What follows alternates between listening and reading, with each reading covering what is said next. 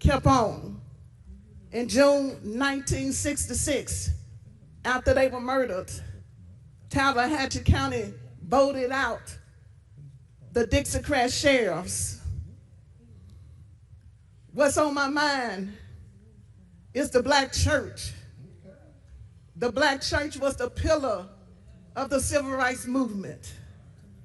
The black church is where she learned to fight for freedom. The black church is where I learned that the dream continues. My grandmother was 57 years old. My grandfather was 37 years old and a retired school teacher. They died, but the dream continues.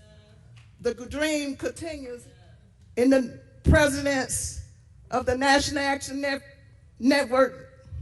The dream continues with you all, the Nan family. And we stand here today to let the world know the truth. When a people refuse to give up, no force on earth can stop their freedom. No justice, no peace. Thank you. Greater Memphis, Martise Chisholm, thank you for that information. So I just want everyone to know we're having a fire hot sale on t-shirts today, all right? So you have to go to the table and find out how much they are, but it's a fire hot sale, okay? Just keep that in mind. Go out to the table and purchase your t-shirts, all right? In between when we get ready to have our next segment coming up. Today, we're gonna ask, we have so many people that are here from various states and everything that have come to the convention. So we're gonna give you the opportunity to tell us what's on your mind. That's a segment that we have every Saturday during our Saturday Action Rally. So our House of Justice Manager, Reverend Christian Matthew, is here. And he just step up to the podium and you have your opportunity to share with us what's on your mind.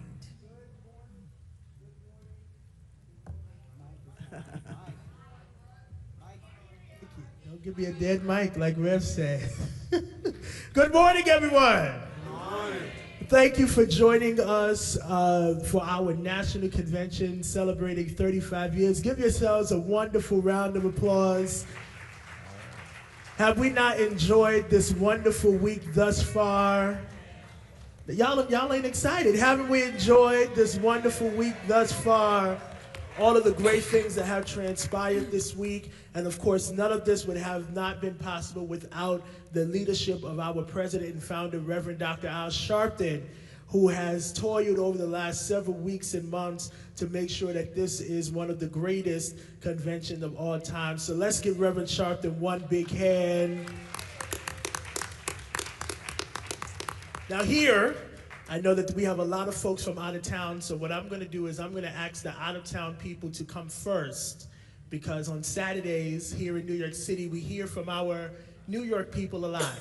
So if you are from out of town, I'm giving you permission to skip the folks that are from New York, because we want to hear from those that are from out of town. So if you are from out of town, please join the line right here. Yes, come on, let's welcome them to New York. You know, they say New Yorkers are not so friendly. Well, we friendly here. Y'all come on, if you want to speak, come on. And I want to know what's on your mind after all that has transpired this week. So the directions are for you to step up, tell us your name, where you're from, and briefly. We have a saying, blessed are the brief, for they will be invited back. Briefly, what is on your mind? Step up, ma'am. Okay. Good morning, sisters and brothers. I am from Louisville, Kentucky, the Louisville chapter, our Honorable President, Kathleen Parks, and I am the lead, the mental health lead, manager crisis. And we have a crisis going on right now in our state. That we had a young woman, 28 years old, family called for some help for her mental health issues. The police came, and rather than deflecting using non-lethal weapons, this young lady was shot 5 times in her chest. And even when she lay dying, they asked her to raise her hand. So we are coming together to fight this case for Caitlin Hall. Say her name, Caitlin Hall. You can go and see her video, Louisville, Kentucky, and see the video on Caitlin Hall, because we are saying no justice, no peace, and no qualified immunity for the police. Well, thank you so much. Step up, tell us your name, and briefly, what's on your mind? Good morning. My name is Ed Levine. I'm from Mullen, South Carolina. This is my mayor, Mayor Pickett. One of the things that we're going through right now, I was in the military for 25 years, Navy, then government, then moved back home because I wanted us to be stronger together. Right now in Mullen, South Carolina, Marion County, we are not. We're 77% African American in our city, but we're not running that city. Our vote, and when she was telling you guys about moving the election from November to April, most African Americans do not vote in April. They're trying to they got control, they want to keep control. When we talk about the privilege, oh, it's big down there, and we're not going to have it anymore. What she says is stronger together, and what we say here is no justice, no peace. Thank you guys very much. Thank you so much. The out-of-town people are faster than the New York people. Step up, tell us your name, and briefly, what's on your mind? Greetings, my name is Ross Jomo. I'm from Buffalo, New York, and I would like to invite every NAN family and everybody watching to get Reverend Dr. Martin Luther King's last book, Where Do We Go From Here, Chaos or Community. The book was written in Jamaica. It was out of print for about 10 years. Having an intergenerational conversation can catch all of us up, whether you're 8, 80, 28, or 38. We need to have this book in our families over the holidays so we can talk about issues. It's like reading a newspaper. Thank you. Thank you so much. Step up, tell us your name, where you're from, and briefly, what's on your mind. And this jacket here is nice, Doc. My name is Toomey, and I'm from Asbury Park, and I just want to say this. The mission of the New Jersey chapter of National Action Network Ministerial Alliance is to unite the clergy and faith leaders across the state of New Jersey in the spiritual, moral, and practical support of the ongoing pursuit of justice, equality, and human dignity. The Alliance seeks to spiritually prepare and mobilize a ministry of support for those on the front lines of advocacy, civil rights, and community empowerment. The purpose of the Alliance is to provide a unified body of clergy who will support the mission and leadership of the National Action Network while serving the spiritual and moral support system for those engaged in the work of justice and equality. Through fellowship, recognition, encouragement, and organized engagement, the Alliance sustains the spiritual foundation necessary to advance justice and community empowerment throughout New Jersey. Thank you. Thank you so much. Step up, tell us your name, where you're from, and briefly, what is on your mind. Good morning. My name is Donna Palmer. I advocate for injustice in the criminal justice system in Baltimore, Maryland. We have some men that have life without parole. We're trying and hoping that the governor takes the no parole off of these sentences so that these men can come out, and women can come out and be with their families once again. Thank you. And before you leave, Ms. Donna, right, we have a second chance panel today at 2:30 where our second chance committee here for the New York City chapter, Victor Pate, will be having a conversation about things just like that. So make sure you go at 2:30 for that panel. My son has double life, no parole. Mr. Rodney Pitts has done 31 years, life without parole. So I hope that someone can assist us in this process. Yes, ma'am. Well, thank you so much.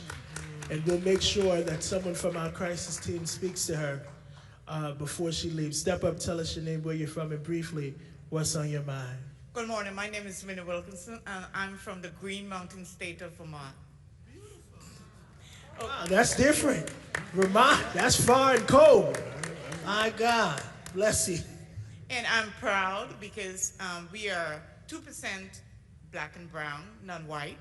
However, ICE decided on March 11th that they were going to try to kidnap one of our residents. We have something called rapid response, and we shut the street down, Dorset Street. It was all over the news, and they are all freed today. Vermont is a liberal state, and we fight because we know we win. Yeah. Well, thank you so much. Ramonda's in the house. Yeah. Step up, tell us your name, where you're from, and briefly, what's on your mind? I'm Patricia Lurie, president of Memphis chapter, West Tennessee. Right now, we're under siege, as you probably know. We have every kind of law enforcement still there, even now at our airports. However, my task right now and my focus is uniting our people, educating them, and preparing them to fight. And letting them know that we already behind, so now we must move fast, we must learn fast, and we must catch up, and we must move forward. Because together we stand, and understand this, the fire that you will fall. Right, this is Memphis, Tennessee, and I'm asking every last one of you all, pray with us and unite with us. Thank you so very kindly. Step up, tell us your name, where you're from, and briefly, what is on your mind? My name is Attorney Courtney Teasley. I'm with the Middle Tennessee National Action Network. I'm in Nashville. Thank you. It's super happy to be here. I wanted to just briefly, what is on our mind is that I don't know if we really understand. We read the new Jim Crow in theory, but do you know that Black Americans are 6 times more incarcerated in the criminal justice system? Right? We know. But the efforts that we are employing, all the ones that we talk about, are reactive. They are not proactive. They come after someone has already been found guilty or pled guilty. And so because of that, the things that we're doing, they're nice, reentry programs, all the good stuff, drug, all that. But hey, what about the people that actually are innocent? Can we help them before they do 40 years? Can you help them before they do 20 years? So that is the work we do. We did it with Middle Tennessee National Action Network in Disrupt Manchester when they took 5 children and forced them into DCS custody, right? And this is the work that we're continuing to do, but we need training around that. We need resources, and I want all of you all around to be activated in that. Please hit me up. We would love to work with all of y'all. Thank you so much. Step up. If there's anybody else on this line that is from out of town, you can step to this side. Step up, tell us your name, where you're from, and briefly, what is on your mind?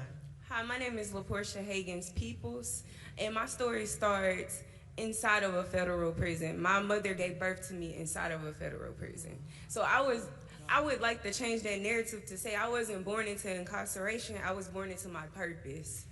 And along that way, I gained 4 different degrees that pertain to fighting the criminal justice system.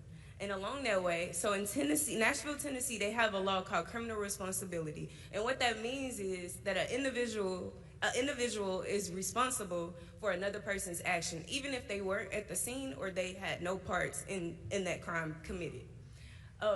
My husband was sentenced to 100+ life at 18 years old because of a crime that his brother committed using his vehicle.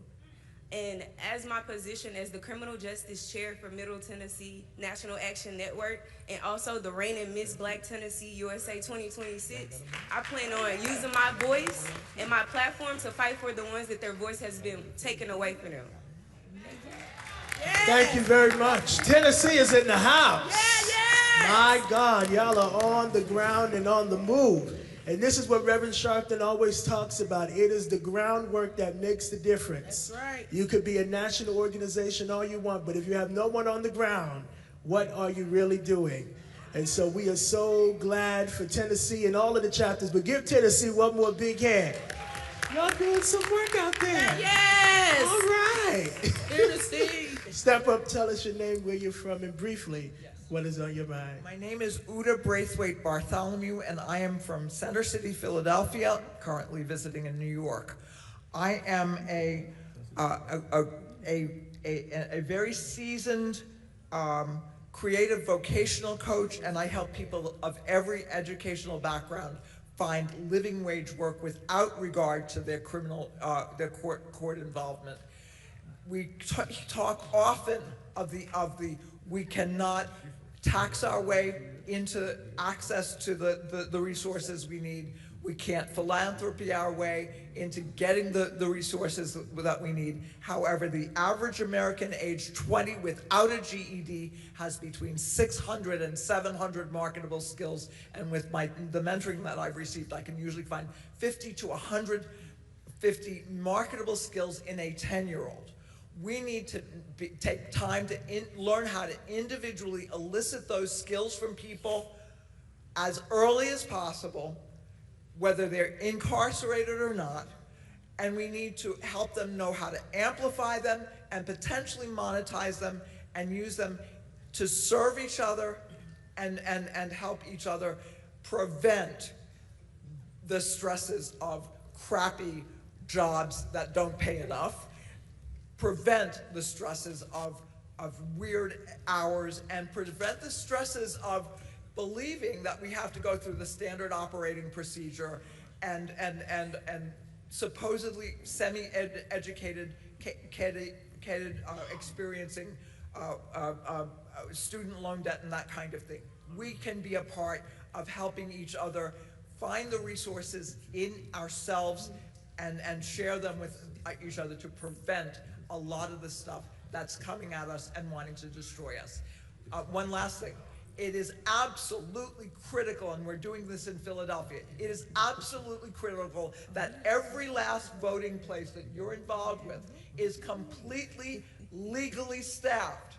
If you need to have Republicans on your team, in your voting booth, in order for it to be legal in your state, in your city, in your county, get them there. If it's necessary for you to have a writ from a court in order to serve on your election board, in order for that to be a legal spot, get that writ from a court before it happens.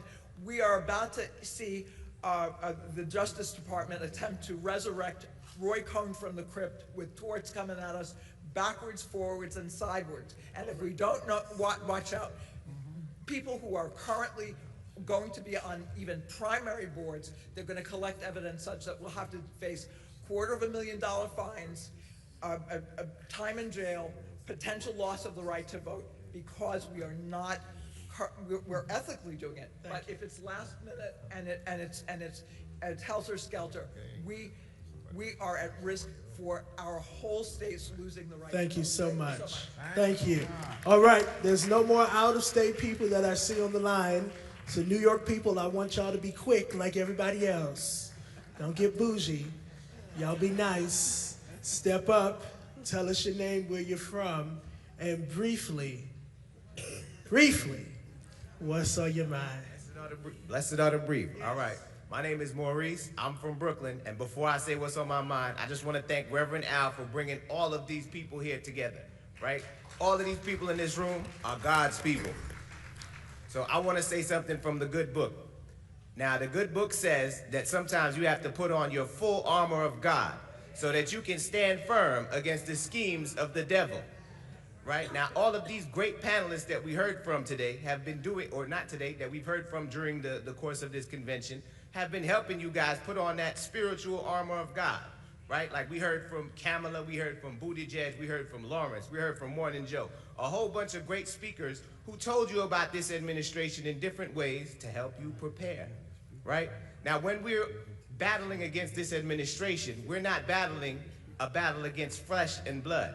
This is a battle against principalities. This is a battle against authoritarianism. This is a battle against wickedness in high places. Now, what do you mean by that, Mo? I mean, we have the kind of president, right, that in a second decides to wage a war that none of us asked for and use $85 billion of our taxpayer monies to do that. All to hide from the fact that his name is in the Epstein files more than Jesus' name is in the Bible. Wickedness in high places. I'm talking about, we got the kind of president that takes SNAP benefits away from hungry mothers and their children so that he can give tax breaks to him and his rich buddies that are also in the Epstein files. I'm talking about wickedness in high places. I'm talking about, we have the kind of president that press a button and drop a missile, 2 missiles, on an all-girls school and kill 160-something little girls. Then hold a press conference to pray, I'm not even making this up, so that his missiles can kill more innocent people, right? It got so bad that he got a rebuke from the Pope, the actual Pope. We're talking about wickedness in high places.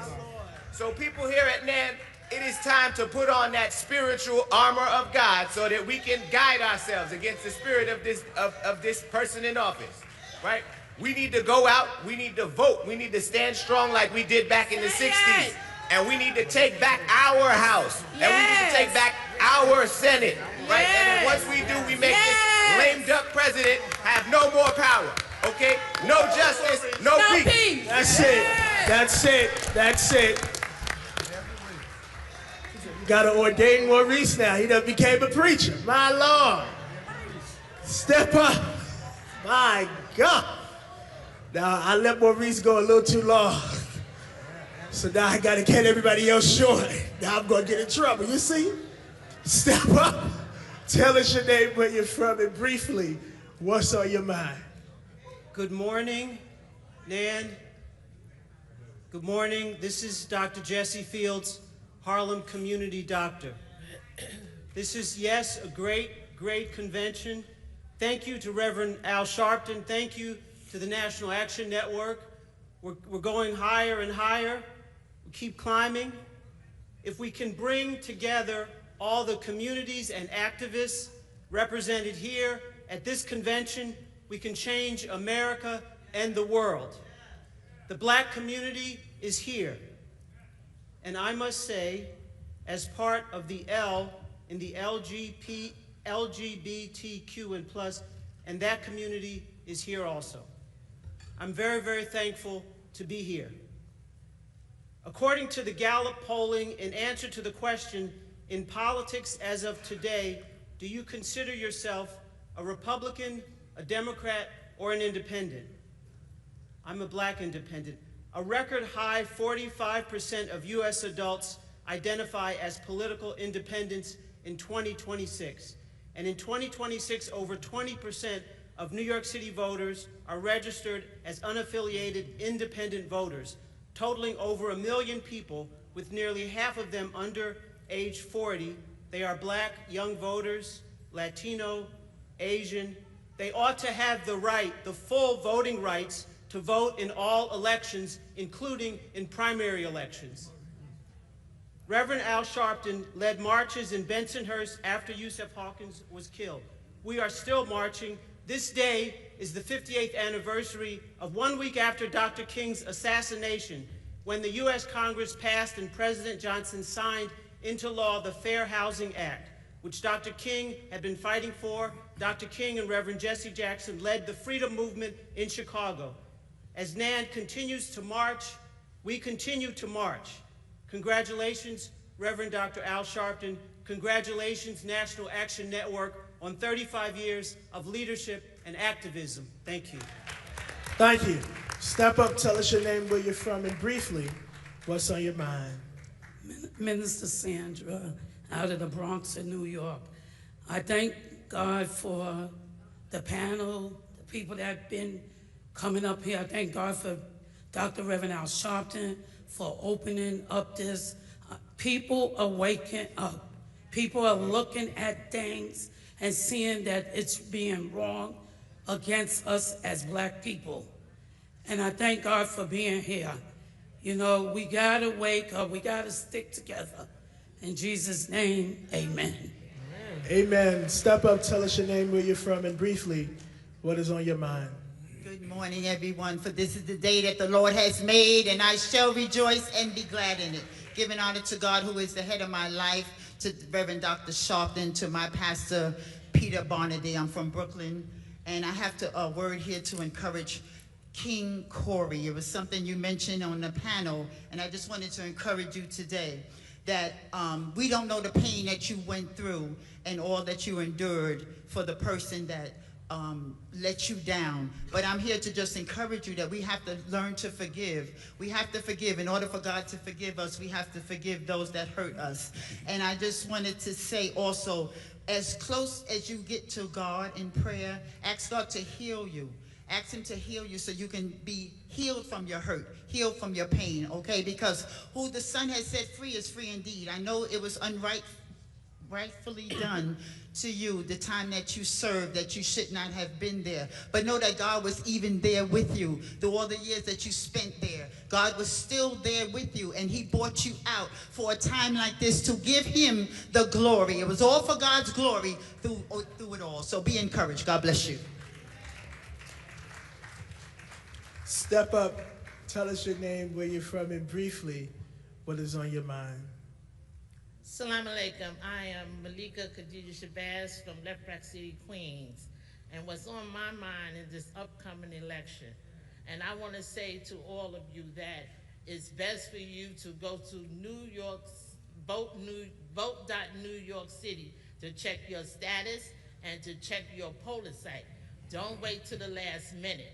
From my personal experience, when I was the president of the Left Rock City Tennis Association, I'm currently the board of director.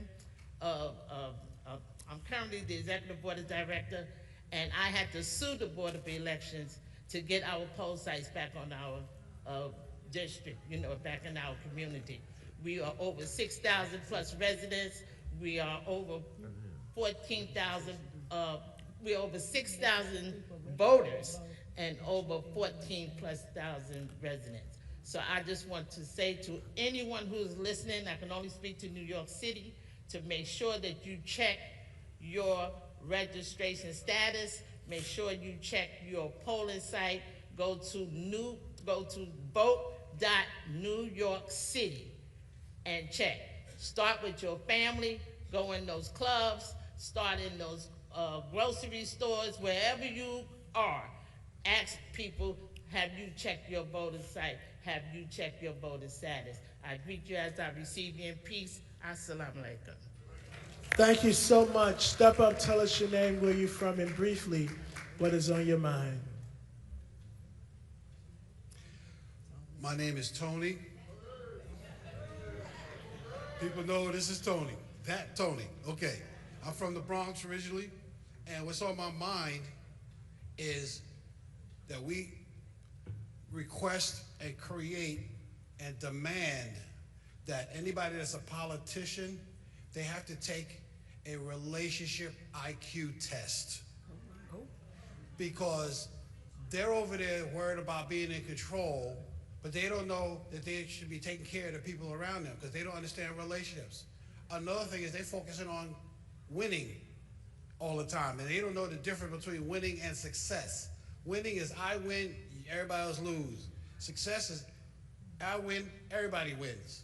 And if you look at family, you look at sports, you see that the whole league is successful, even though nobody wins the championship or won. So I request that we find a way to have politicians take a relationship IQ test, and we need to create one first, but we need them to be able to understand relationships, otherwise we all in trouble, and I'm complete. Thank you. Step up, tell us your name, where you're from, and briefly, what is on your mind. First of all, I want to give thanks to the Lord God of Abraham that I'm still alive. In 2024, I'm my advocate, ZMT Bay. We was on the road going down to the Bronx because I left my phone with at my daughter's house. And I don't know what to call these people. I won't even call them police. They stopped us on the road because we have religious plates, and they beat us. And I'm here alive to tell it because so many of my black brothers and sisters, they shot down and killed. But the Lord allowed us to be alive to tell the story. We was in the hospital, and they wanted to keep us for 3 weeks. But the case is in court. They want to throw it out. Secondly, in 2012, Jacoby Hospital killed my brother. And the case is still going on, which they want to throw it out as well. Right now is an appellate court in Albany. And black people need to come to court. Yes. Come to court and see what's going on with our people. That's right. And we fighting. I've been fighting this case since 2012. Now I'm fighting the case for us, for 2024.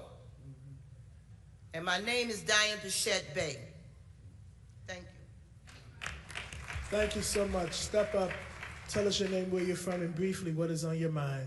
Dawn L. Jones. I'm currently residing here in the village of Harlem. The National Action Network Political Action Committee has been in the resource room for the last 3 days. We will be in there today, and we are checking the voting status as well as registering voters, and we have plenty of voter registration and information. If you can vote in New York State with a criminal conviction and others, I've been in there with Malak Shabazz. She's the youngest daughter of Dr. Betty and Malcolm X. We've been there the whole weekend. And our committee for April is National Financial Literacy Month. We've been meeting every fourth Saturday, and now we're at our temporary location at Mother Amy Zion Church. That's 140 West 137th Street in the village of Harlem. That's on Saturday, April 25th, 2026 at 11:30 a.m. immediately following our each and every Saturday rally. The purpose of our meeting this month is a discussion on economic justice, the unfinished civil rights. Peace and blessings. Step up, tell us your name, where you're from, and briefly, what is on your mind. Hi, my name is Diamond King. I'm from Brooklyn, New York. And I just want to say that I thank God for Reverend Al Sharpton and his family, and for this year that all of us coming together, because of the fact that when we come together every year, it's because we're charging up, we're plugging up, and they're keeping us informed with what's going on today and these days and times. And I really appreciate it. I want y'all to know that this is a time that we have to fast and pray like never before. Stick together, give our resources. You understand? Because back in the day, they got together, they shared what they had. But I just want you to know we need to fast and pray and stand with National Action Network and stand together, because together we stand, divided we fall. Thank you very kindly. Step up, tell us your name, where you're from, and briefly, what is on your mind. Hello, my name is Ruby Thomas. I am the coach for digital financial literacy for a company called P2G Networks. We've been out here talking, I've been talking about this for over 40 years.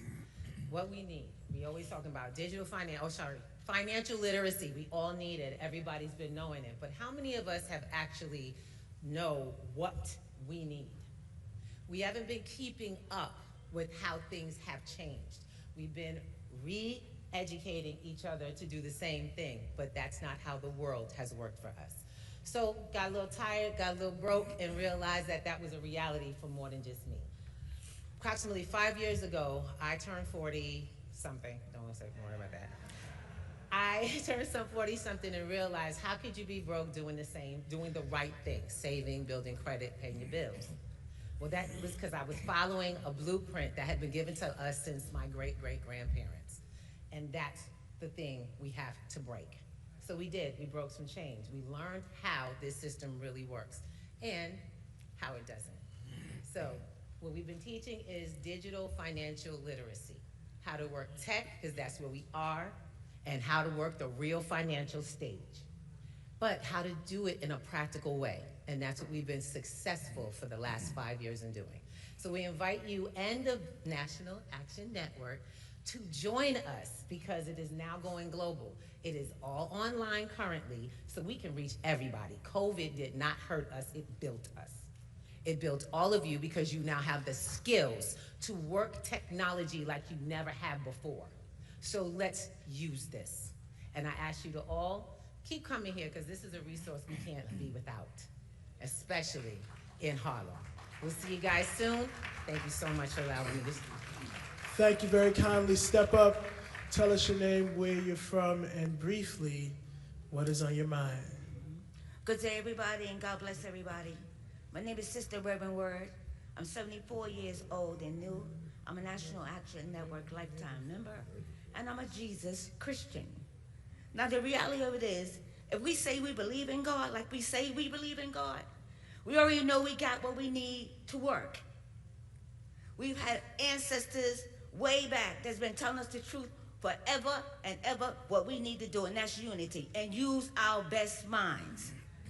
Now, one way that's helped me get my mind corrected is a process. It's trying to be as professional as possible, which means you see your people, but your people got to deal with the professional you, whether they like it or not. Because when one deals with the professional being a civil rights activist, we cut through all the garbage. So whatever the answer is supposed to be, you handle it from National Action Network. Any of us stepping up here working, we're doing our jobs as clearly as possible. So take the answers the way they come, but know that we're on the same side. Keep that in your minds for real. There's things we got to do. We got to unify and vote. We've been here in unity since we were babies. That's why we're here now. We don't need that to be repeated over and over and over again. We got to get to work. And one way to do that is to vote and stop playing. The fact of the matter is women got power too. Handle it. Women got power too. We have a woman up here yesterday, Kamala Harris. She got power. You men better get your acts together and understand that. We're on your side. We're on your side. God bless you and good day. Amen. Women are on your side. And we believe in women in leadership here at the National Action Network. And you should too, because they are on your side. Step up, tell us your name, and briefly, what is on your mind? My name is Deacon Toby Father. What's on my mind is a personal scripture. One day, the king had called the parents in because their child had been killed on the Sabbath, and you not supposed to be here on the Sabbath. So the king had called the parents in, and he asked the parents, "Who hit your son?" His parents said, "Don't ask us, ask him. He is an advocate." So I am that young man that Jesus healed. I want the same thing that you have. I want to be treated like a person. I don't mean to call into this, but I think about a lot of our friends that people walk by and don't want them to come into this store because they're late.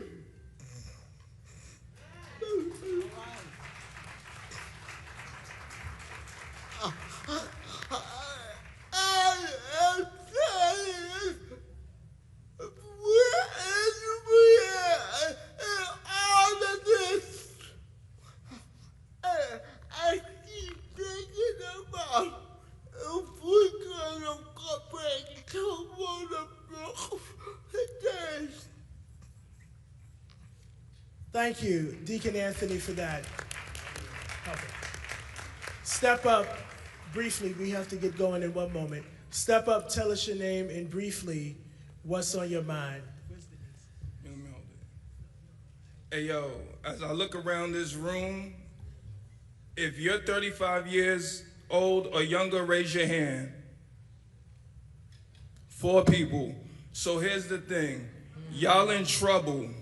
Yesterday you had Al Green up here talking about we need a Secretary of Reconciliation, and then that's going to include what he said was reparations, which, by the way, wasn't reparations. Reparations is more than a check, but the very first thing it is a check. And come this year during the midterms and in 2028, if you don't have our check, you won't get no vote. No check, no vote. Yeah, I know that ain't what you want to hear, but that's what's happening.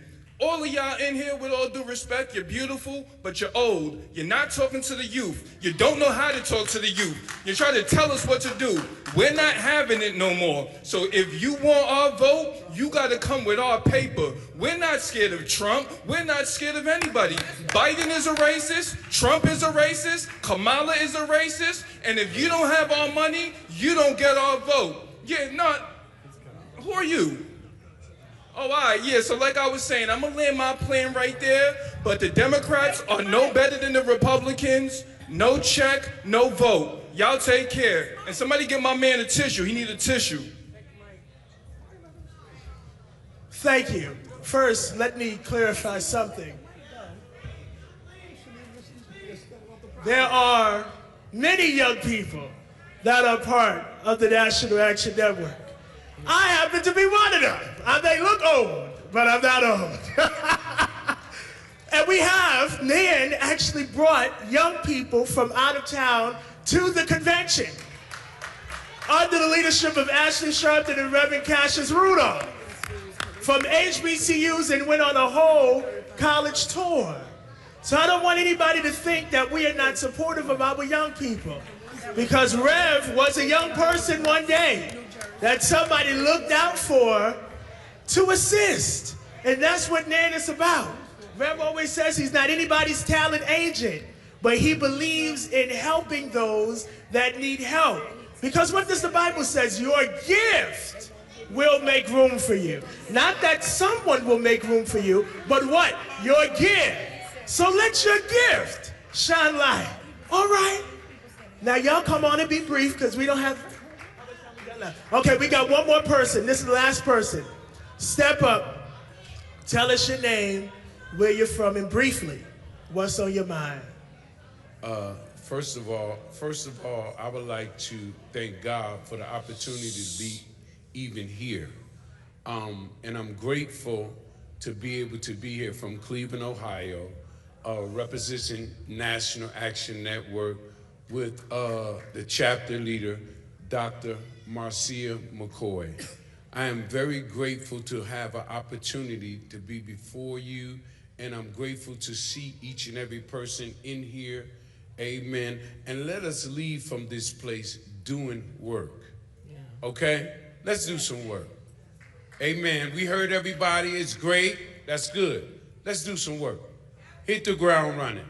All right? Thank you, and God bless you. Thank you so much. That concludes this week's segment of What's on Your Mind. Please note that the viewpoints you heard were simply the viewpoints of the contributor and do not directly reflect that of the National Action Network. You are back in the hands of our host, Nancy Crawford. Thank you. Thank you to all that contributed to today's What's on Your Mind.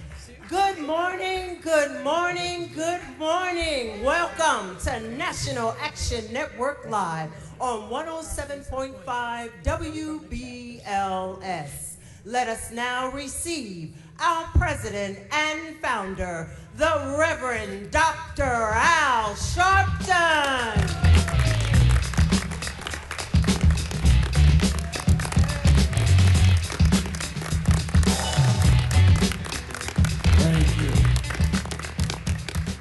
No justice. No peace. No justice. No peace. No justice. No peace. No justice. No peace. What do we want? Justice. What do we want? Justice. What do we want? Justice. When do we want it? Now. When do we want it? Now. When do we want it? Now. When do we want it? Now. Shake hands with the person next to you. Tell them you love them. I love you.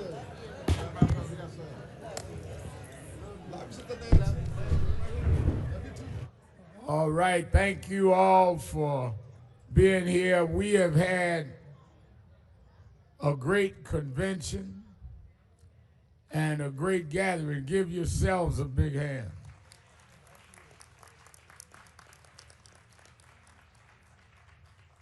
And as for you that are watching on Impact TV, on live stream at www.National Action Network, on YouTube/NAN, and you that are listening at WBLS 107.5 in New York, as well as places around the country, we're happy to be with you another Saturday morning where the action is, and give a hand to our host, Sister Nancy Darlene Crawford. And all of our chapter leaders. We've had chapter leaders from all over the country. I see Larry Young. I looked for you last night. I went to the social. We've had chapter leaders from about 49 of our cities. And some people came to me last night from Mississippi. I didn't even know we had a chapter in that particular city. So I'm glad that people are here.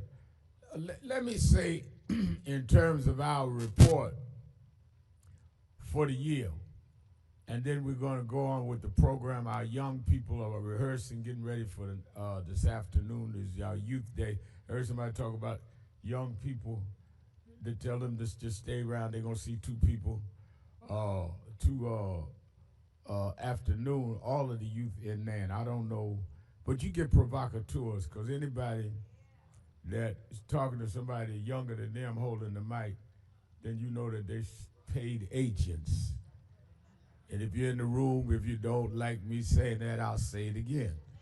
Because you cannot get reparations without putting people in office that's going to pay them. So talk that ignorance somewhere else.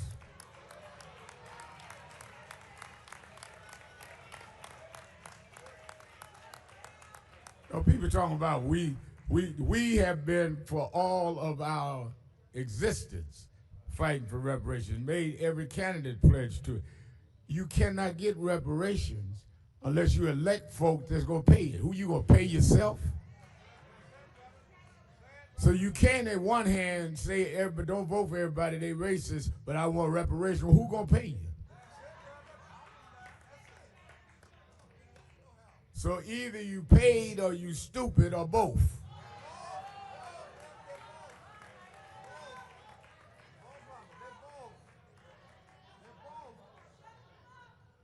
I mean, I don't see nobody standing up. I didn't see whoever it was. But yeah, okay. I was at college, and the guy stood up talking about, I don't believe in all that nonviolent stuff. Y'all need to get out the way and da-da-da-da, and da-da-da-da. And all you punks, I said, hold it with the punk stuff. I said, because you got one punk out. You go to the second punk, you're going to get the best nonviolent whipping you ever got in your life. Because I'm not scared of the folk we fighting. I ain't scared of the folk we fighting with. So let's be clear about that. Let me say that it is very important that we recognize our chapter leaders. I want to thank who's on the platform from National Action Network, Middle Tennessee, Cheryl Huff. Montgomery, Alabama, Derek Hampton, Jamie Bland of New Jersey Patrons, Jerome Fordham of Philadelphia, Kathleen Parks of Louisville, Kentucky, and Mayor Amico Pickett. They're all on the platform with us. National Action Network is coming out of this convention when we finish tonight, and we are going to tour this country on a voter education and preparation tour.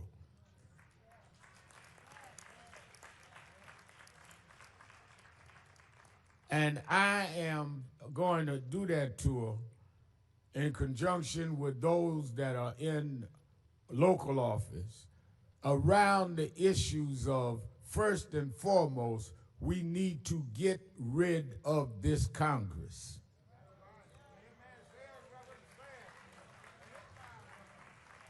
And I'm not talking about the Congress that's with us. I'm talking about the Congress that is legislating, led by Mike Johnson and the Republicans. We need to stand and work with the Congressional Black Caucus and with local black elected officials, and we need to stop fighting each other and fight for the people that we are there for. And the reason I get so passionate about this. That's why I wanted to correct whoever that was that's talking before I got up here. The reason I got so passionate about this is these super duper militants that divide our community is the reason why Donald Trump got elected and Kamala lost.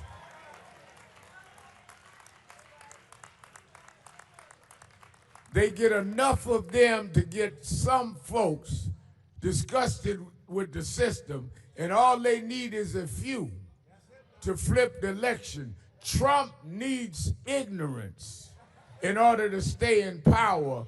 We need enlightenment to stand up for our community. Young, old, bold, it doesn't matter.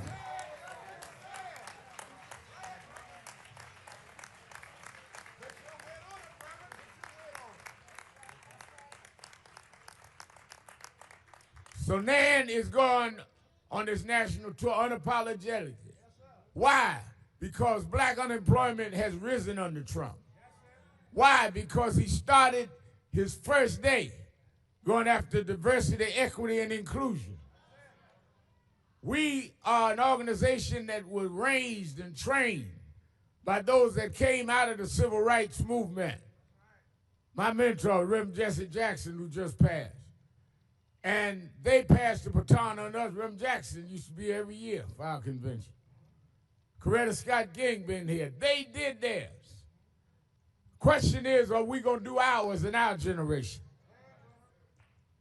Coretta Scott King and her husband, Dr. King, helped lead a movement that broke down the walls of apartheid. When they started, blacks couldn't even sit in the front of the bus. When they started, you couldn't even vote without going through all kind of voter schemes. When they started, we couldn't even use a toilet downtown in Southern America. When they finished, we had the right to vote. When they finished, we ended up taking a black preacher that never held office and made it a national holiday, and the whole country had to close down. That's what they did in their generation. Jesse and his generation moved it forward to where we had black elected officials all over the country, black mayors, 3 black governors. Now the question is, what are we going to do in our generation? They're trying to take back everything that was gained by our parents and our grandparents. We've got to be smart enough to not get in internal fighting that we lose the whole big fight that brought us this far.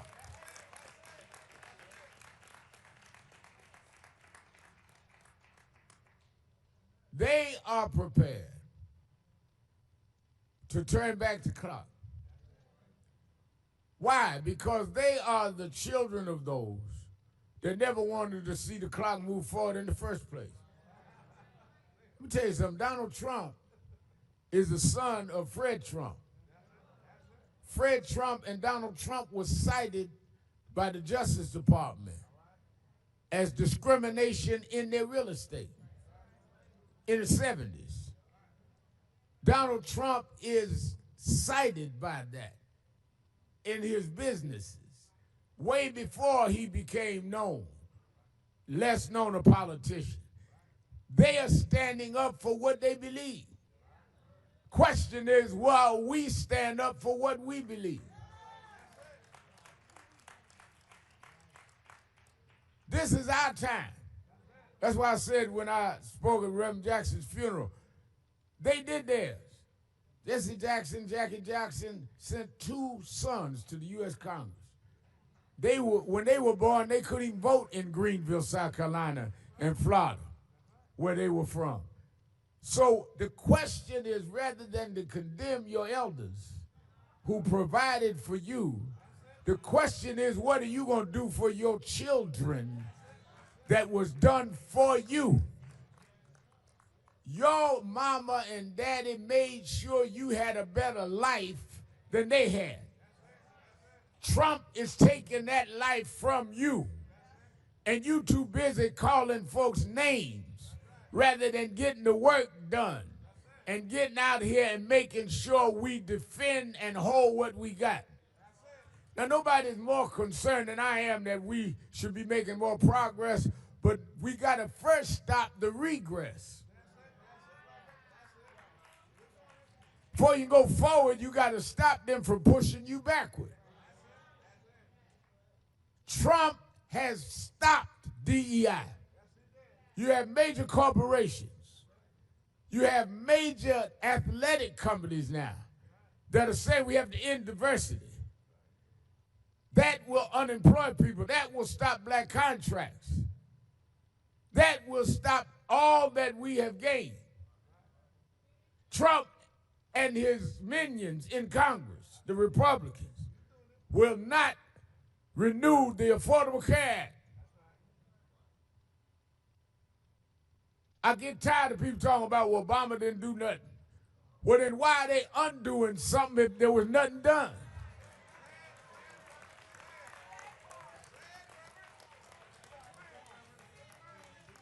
You can't undo nothing. Under Obama, we got the Affordable Care Act. They call it Obamacare, and they tried to confuse their own people about what it was. I was on tour. Lady was on TV. Reporter said to her, "Do you support the Affordable Care Act?" Y'all look like maybe a 40s white lady.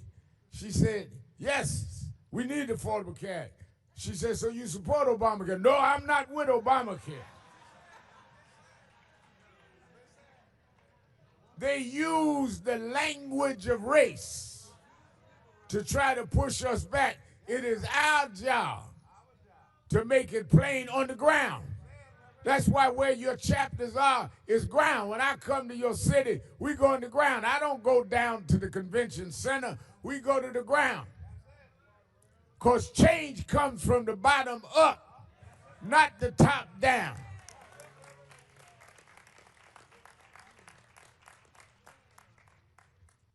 We are not, in my opinion, we are not going to go down in history well if we are the generation that lost it all.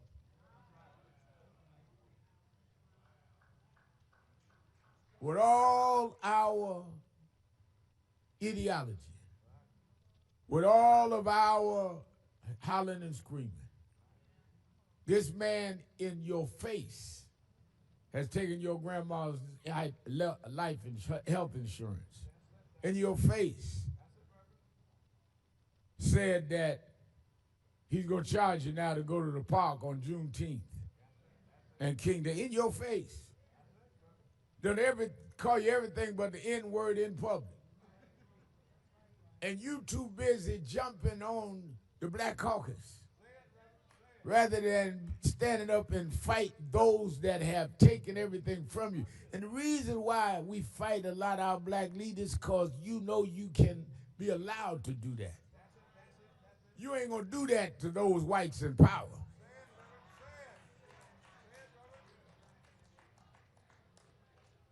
Trump come through here all the time. You ain't open your mouth to Trump. But you'll fight those that are near you because you've been induced with self-hate. And anyone that looks like you that's trying to do something because you hate yourself, you try to beat them down.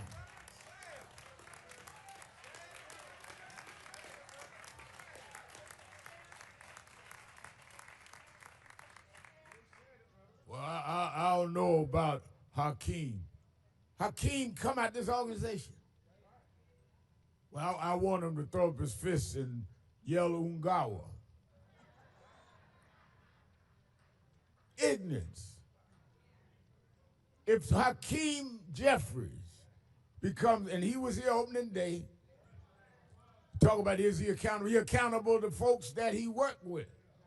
You just roll off the street talking about is he accountable to you. First of all, you ain't probably registered to vote.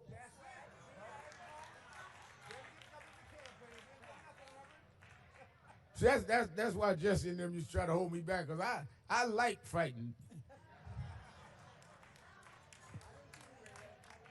You want to fight, call my house, get me. I wake up in the morning looking for a fight. I get up in the morning, slap the pillow. I'm mad at the pillow.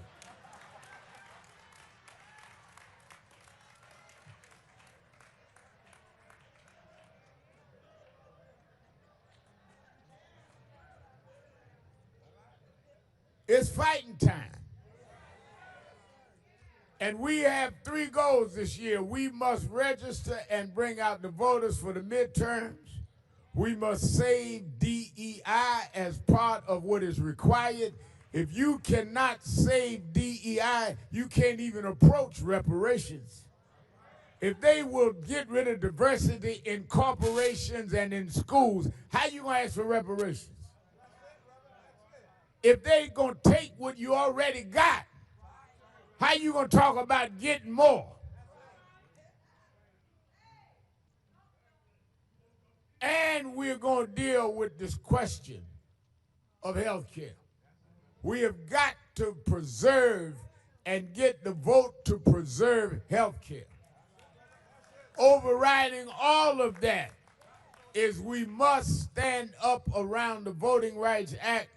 We are on the precipice of the Supreme Court taking a vote that will probably take race out of Section 2, which will nullify the Voting Rights Act as it is. What does that mean, Sharpton? Well, what it means is that they will then be able to do the redistricting they want, and the 60 members in the Congressional Black Caucus go down to 30. And representation will be gone. And we will then see them dilute us, stopping mail-in voting. Reason they are stopping this is because as we gain power, that is how we put the Affordable Care Act in. That's how we put police reform in. This organization helped lead the fight around George Floyd. George Floyd family here. Y'all seen Philona's the last 2 days. That's why they with us rather than folk that use their name and didn't fight for their justice. People talk about, I don't believe in the system. Well, we fought and put those 3 cops in jail. If we had not gone to Minneapolis, they'd have let it go. We got the Obama administration sat down and formed a task force. Out of that came wearing cameras on police. They didn't have cameras mandatory on police before we did that with Obama. But we beat down who looks like us. Obama ain't done nothing. Kamala nothing. Trump's house, Trump Tower right up the corner. You ain't walked by there and said nothing.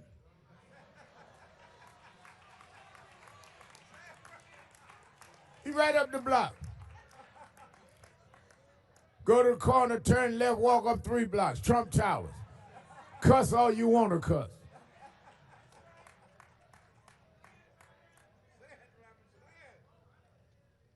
We have those 4 agenda items. Let me also report that on Tuesday of this past week, the day before the opening of this convention, and we've had, I think we had the most well-attended convention that we've seen.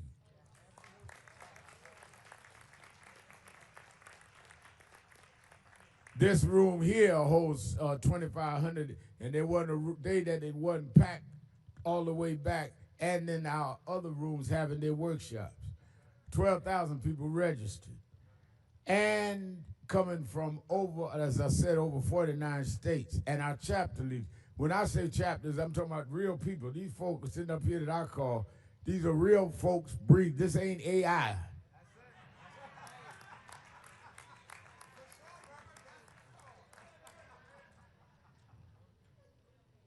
Tuesday, the day before we opened the convention, one of our goals, Larry Young, we achieved.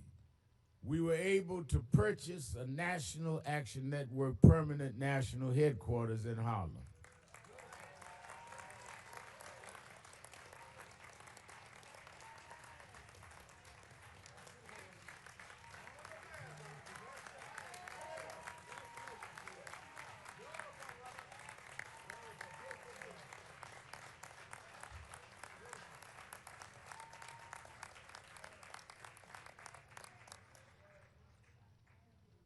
We had been negotiating and talking to some and was working a deal where we was gonna have a major structure that had not been used for several years.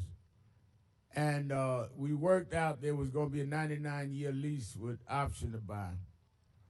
And then as we were doing that, I got a call. To be honest, Dominique got 2 or 3 calls. And Dominique kept saying to me, George Faison, legendary, iconic choreographer, is trying to reach you. Call him back. I said, I'm busy. I'm trying to get this done. Finally, one evening, I said, let me see what George wants. And I called George Faison back. Y'all saw him at the dinner the other night. And I said, how you doing? He said, Reverend, I'm 80 years old. I'm ready to move on to do something else. He said, I'm ready to sell the firehouse, Faison Firehouse, 5 levels with a theater on 124th Street in Morningside. And I said, oh, okay. I said, I don't know. He said, I just need you to help me find somebody that'll buy it because I don't want to sell it to developers. I'm tired of seeing our community gentrified.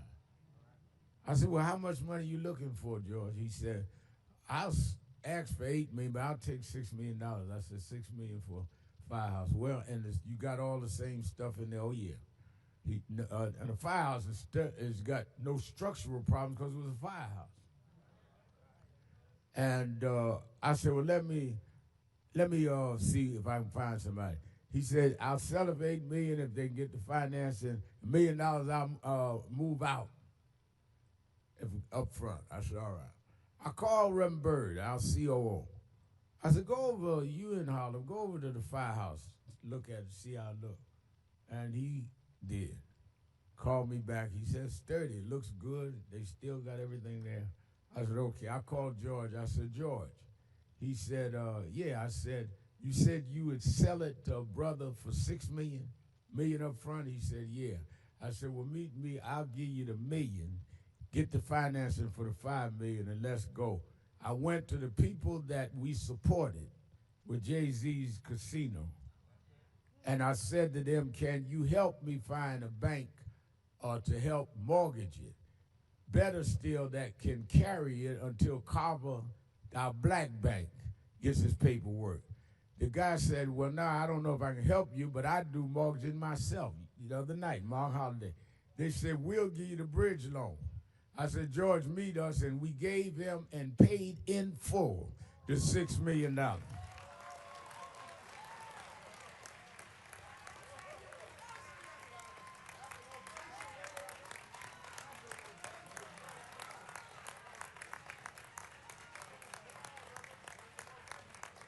So you talking about free the land. I went and bought the land and made sure that it's in our community.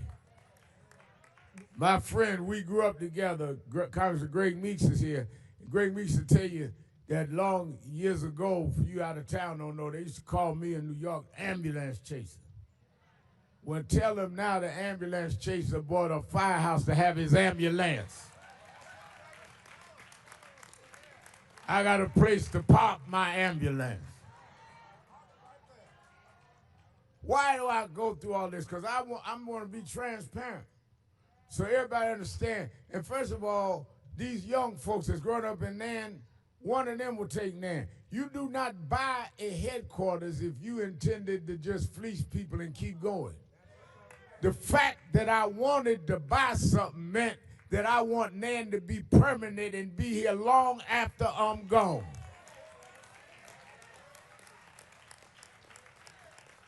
We could have kept renting if this was about Al Sharpton. This is about your child and your grandchild and my grandchild.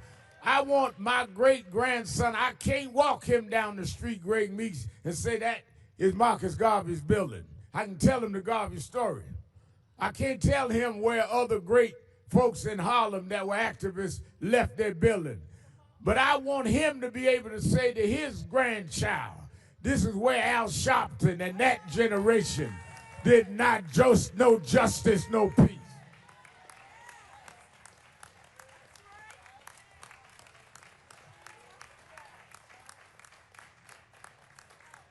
We did great work. Gazembe Bass is here. We did great work at the slave theater, didn't we? But they took it down, building condos there. We need to build structures that they can't take down. We need to stand up with the blood of the ancestors that built pyramids and Sphinx and declare who we are.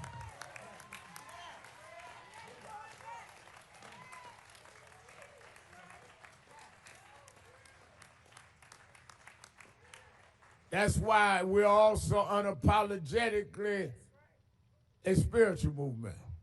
That's why we don't preach hate. We work with everybody. And we want everybody to work with us. I was glad that many people from different races came to the convention, because we can't win this battle by ourselves.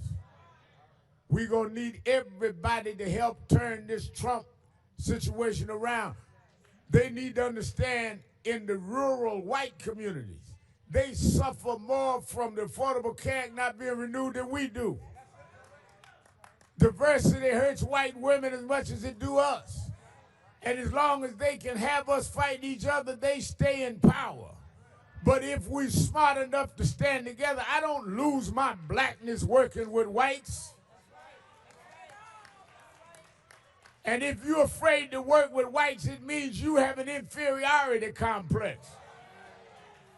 I can work with anybody and still be who I am, because I know who I am.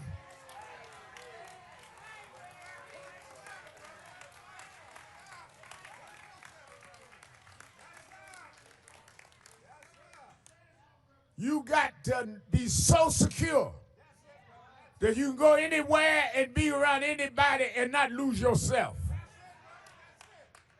Any woman got to keep her husband home so he won't look at another woman. You might as well leave him anyhow.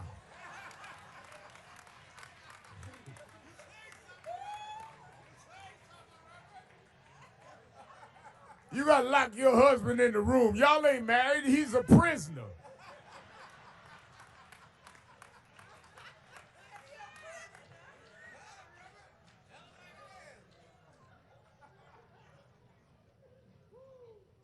It's a spiritual thing. That's why I read the Bible full of activism.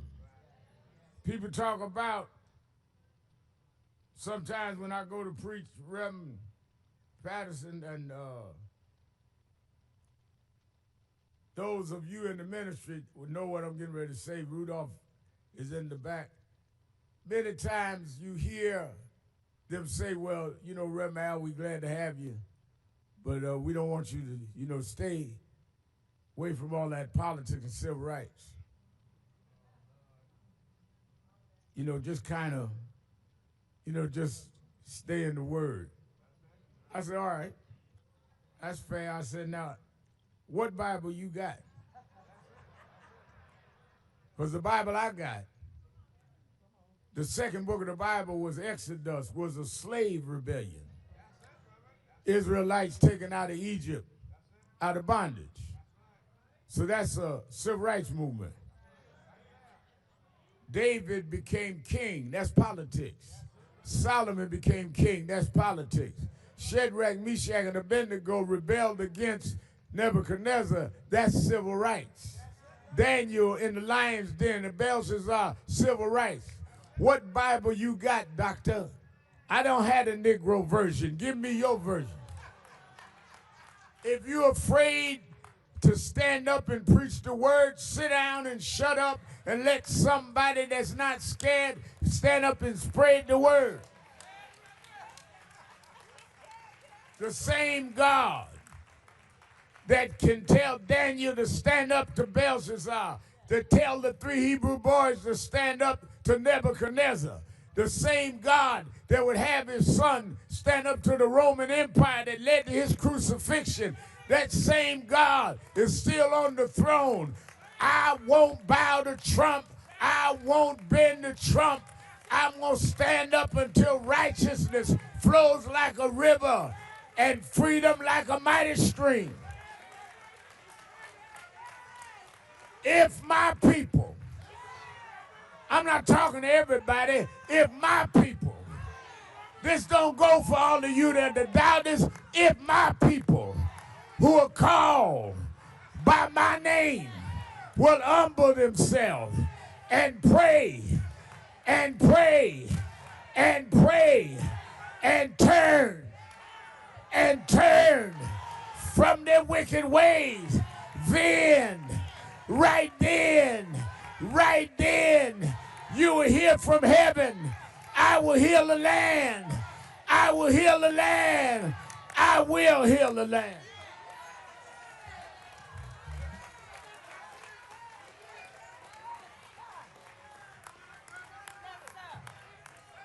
Everybody's singing it. Everybody's singing.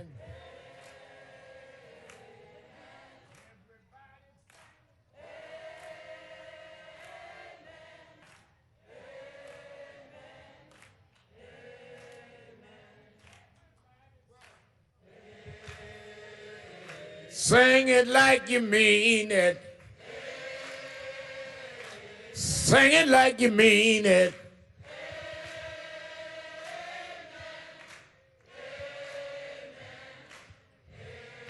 We want justice. We want freedom. Everybody's singing.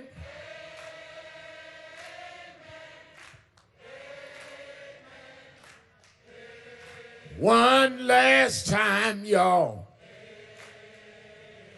One last time, y'all. Everybody's singing.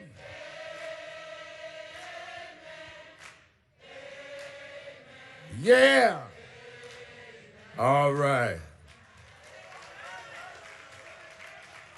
While we are still on the air, we have 3 more of our elected that may run for president. We've had 4 or 5 already, and we are going today to do 3 more. That's why this is an organization that believes that people should come forth in front of those that are organizers, because everybody here is a delegate, is an organizer from your city. And we know who they are early. If you can't come to us early, don't come to us late. And those that identify with us, we can identify with. And I want you to know that I am very happy to bring on this next person. Many people, we've been in existence for 35 years. The last 26 years, every cycle, Congressman, we've had the candidates come. 2000, he'll remember, I got Bradley and Gore to do the first Democratic debate at the Apollo. 4 years later, I ran. 4 years after that, Obama, Hillary, and all came to this convention. And every cycle, all the candidates came right here to this convention at the Sheraton. And so this is something we've done over a quarter of a century. And we're going to keep doing it because we want to be able to deter, especially now, with what we got in power. We can see now when our foot is not on the pedal what we get. We're in a war in Iran and don't even know why we're over there. And every day the president talking crazy. One day talking about, it's 10 days of ceasefire. The next day ain't no ceasefire. One day we gonna bring you to the Stone Ages. I mean, just kind of dangerous talk. And then get up on Easter Sunday morning and use the most profane anti-Christ language and offends the Muslim religion. We are in a dangerous situation as long as we leave that regime where it is. So one of those that has gained a lot of regard and respect for being a balanced and unafraid voice in the U.S. Senate. And he did something in all the 26 years we've been doing something that really impressed me. is last night he came to our delegate social. I was looking around. Y'all was dressed up in the 90s outfit. And here this guy come with his military stuff on him. And I said, that guy looked like Senator Mark Kelly. They said, that is Senator Mark Kelly. And he came over, spoke, took a picture of me. He said, let me walk around. I want to talk to people. I didn't come to talk to you, take no picture. And he walked around all night. So he don't know how that much impressed me. A lot of folk come get a photo op and gone. He has been an astronaut and then a U.S. senator. And he's fit right in with us, and you can hear somebody that wants to do what that is done as someone that shows some level of comrade. Let us welcome from the state of Arizona, U.S. Senator Mark Kelly.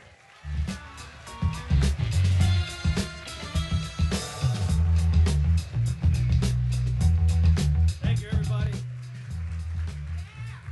Thank you. Senator, thank you for being here. I was very impressed last night you came and hung out. Well, thank you. I had to wear that jacket because that's the only thing I own from the 90s. That was all I have left. Let me ask you before we get into policy, what made you transition from being an astronaut to being a politician? Well, that's a good question. It's not something I ever expected I would do after 25 years in the Navy. I flew 39 combat missions in the first Gulf War. I flew 4 space flights. Between my first and second space flight, I met this state senator from Arizona named Gabby Giffords.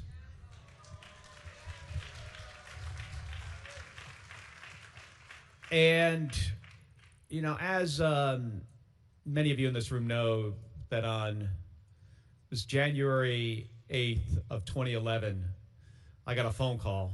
I was back home in Houston, Texas, and Gabby was meeting with her constituents, and she got shot in the head, nearly killed.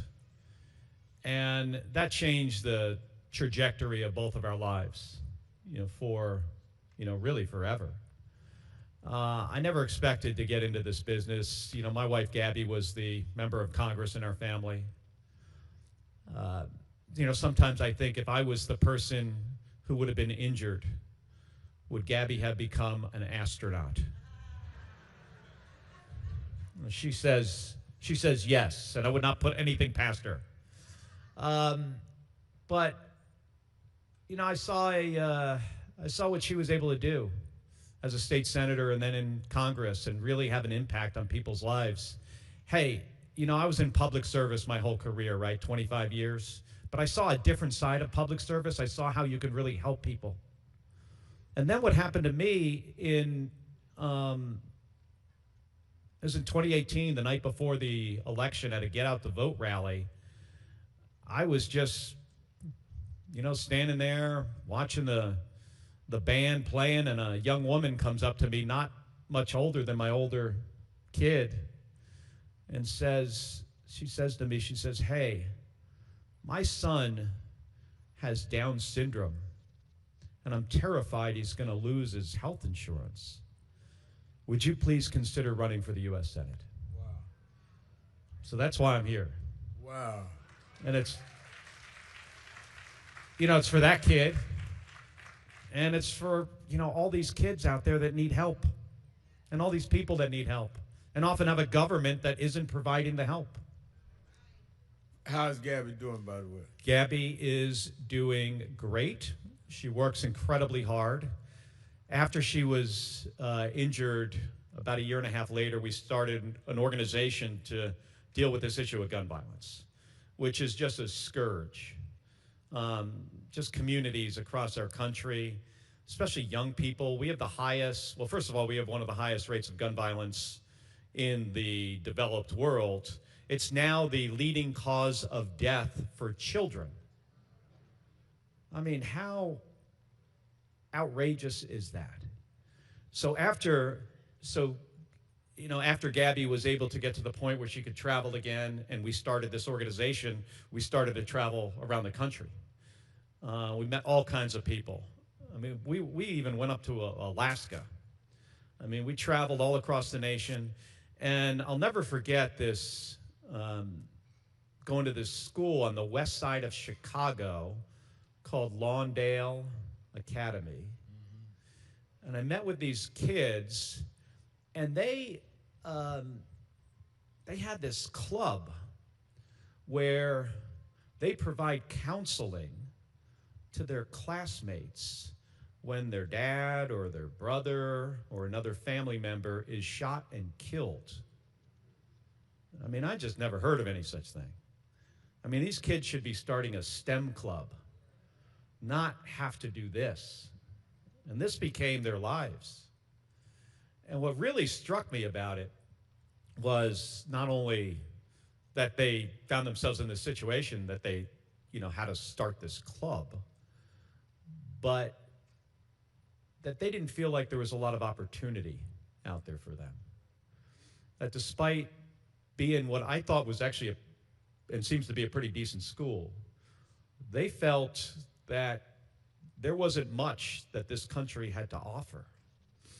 And these are smart kids, that were very impressive. So that's also the reason I'm in this job and had a total change of career. I mean, I liked my old job being an astronaut. That was a pretty good job.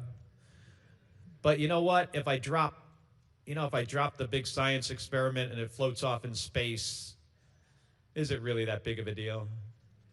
What is a big deal is, you don't stop this government from doing something really bad that harms people.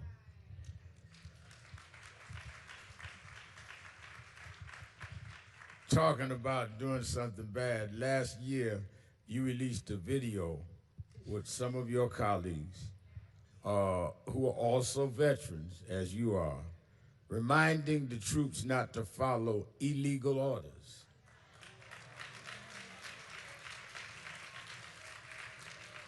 I mean, to this day, I don't know how it is controversial to tell troops don't follow illegal orders, and don't do anything to break the law.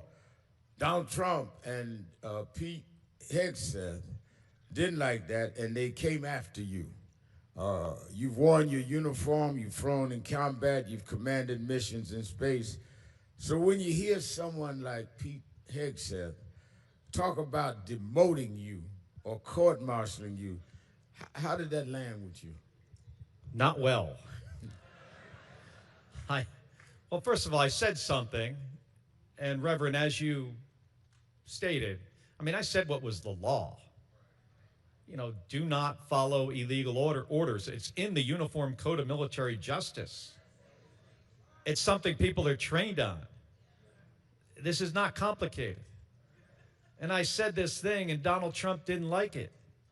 So he said, I should be hanged, executed, prosecuted. The guy couldn't even get the order right.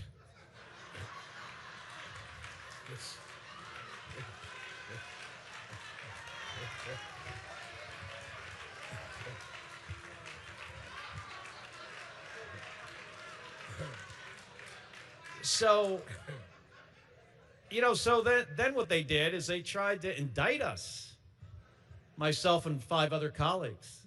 They failed. They were told to take a hike from the grand jury.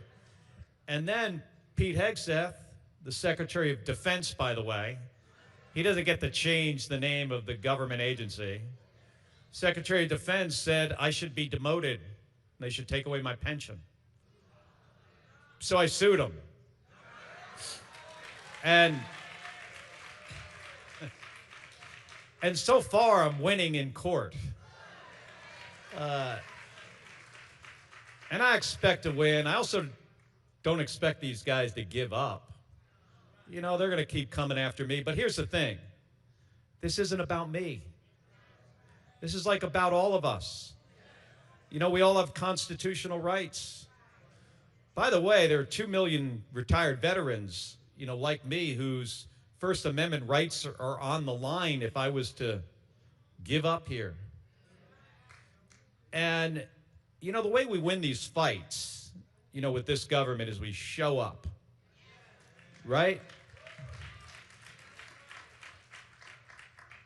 I mean, when ICE went into Minneapolis and violated the constitutional rights of thousands of citizens, going into people's homes without warrants, we have 2 dead U.S. citizens that just for being in a place. But when people showed up and went to the streets peacefully, you know what happened? ICE left. That's how we win. We don't back down, we don't give up, and we speak truth to power. So I'm going to keep fighting.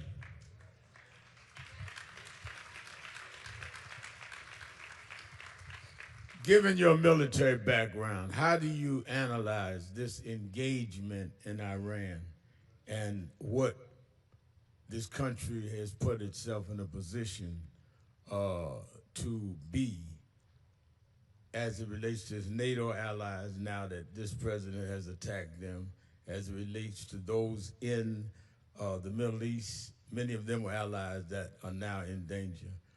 How do you analyze this, and what do you think we need to see the next president do about this, or even this next Congress if we take the majority Democrats?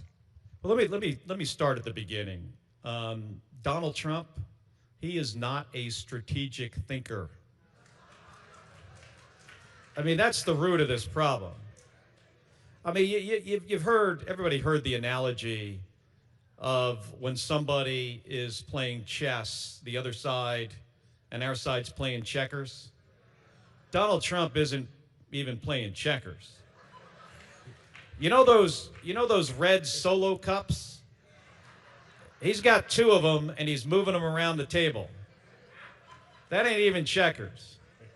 This guy went into this thing, he went into this without a strategic goal that was well defined, and then he keeps moving it around without a plan, without a timeline, without an exit strategy.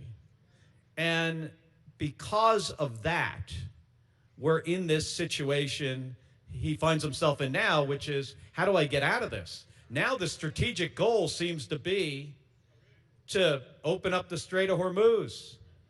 There is one person responsible for closing the Strait of Hormuz. It's Donald Trump. I mean, I used to go through that strait a lot in the Navy. I flew 39 combat missions in the first Gulf War, but I was over there even before that, dealing with the Iranians on this issue. What Donald Trump taught the Iranians is they now have a strategic asset that they can exploit for decades to our detriment. And then the other thing he accomplished, other than closing the Strait of Hormuz, is he alienated our allies. Not only the allies in the region, because he got into this thing without talking to them about this first, but our European allies as well. And then he rushes to them and asks them to come to our assistance. He should have talked to them up front. And now he's talking about pulling us out of NATO. You talk about something that's going to make us less safe as a country? So, Reverend, you asked, like, well, what does the next president do? You've got to build these relationships back up with our allies in the region and with NATO. And then you got to get the Iranians to the table and have a serious discussion. You can't send the 2 real estate developers to negotiate a peace with another nation. That's what we have to do. Let's go domestic. Trump and his cabinet has done all it can to end DEI, diversity, equity, and inclusion. And Hegseth has even dismissed some high-ranking blacks in the military, saying they were just DEI, like they had really not served the country. How do you think we should respond to that, and how do you think this Congress, if they take the majority, and the next president, if it's a Democrat, how do you repair that? What do we do about this? Well, let me talk about what happened a little bit up front Right. and where we are going with this administration.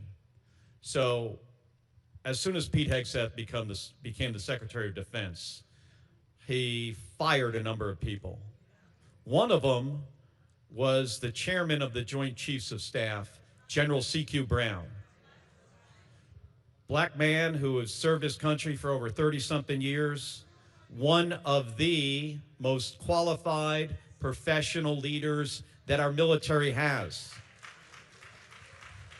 who was doing a fantastic job. And those terms, by the way, are supposed to be for 5 years. So he was supposed to continue to have this job. You don't get fired when the new president comes in, but they fired him. Now, that obviously, hurts him personally, professionally. You know who it hurts much more than that? Us, our country. And it's a travesty. And, we've got to fix this. Now, in the United States Senate, I'm on the Armed Services Committee, the Intelligence Committee. We're going to hold these guys accountable for these policies. Now, let me tell you why this is also horrible for our country. So I had the opportunity to be the commander of the space shuttle a couple times. So I was the pilot twice, I was the commander twice. When you're the commander, you get some say in who your other crew members are going to be. So the last thing I would want in a space shuttle crew would be 7 white guy, U.S. Navy test pilots like me. It would be a disaster. And let me tell you why. The reason it would be a disaster is because we all think the same. We all have the same experience, the same training, the same kind of background. The best option in any organization is to have people from different backgrounds, different experiences. And here's why. Because they think about problems differently. They approach things from a different baseline. And you get a much better outcome. And that was my experience on the space shuttle. I always flew with very diverse crews. Now, you see that today in what just happened over the last 10 days. So that Artemis crew came back from the moon last night. Incredibly diverse crew. The pilot of that mission is a guy named Victor Glover. Now, I met Victor for the first time in John McCain's Senate office. Victor was one of his military fellows, and John McCain was incredibly excited to introduce me to Victor Glover. This guy's a F-18 Navy test pilot, and he wants to be an astronaut. Now, I didn't have anything to do with helping him become an astronaut. But later, years later, he wound up in the astronaut office, and this guy just over the last 10 days piloted this spacecraft all the way to the moon, going faster and further than any other human in history, all the way back last night, hit the atmosphere at 35 times the speed of sound, and then safely got that Orion capsule back.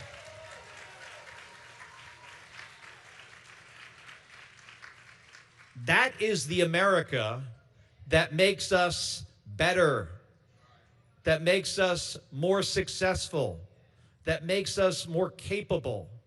And that's what we need in the military. We have an all-volunteer force. The best force we can possibly have is one that is diverse. That saying, diversity is our strength? It's not just words. It is actually the reality of the situation. So we're going to have to fix this. We're going to have to get back to where we were, and then we're going to have to improve upon that.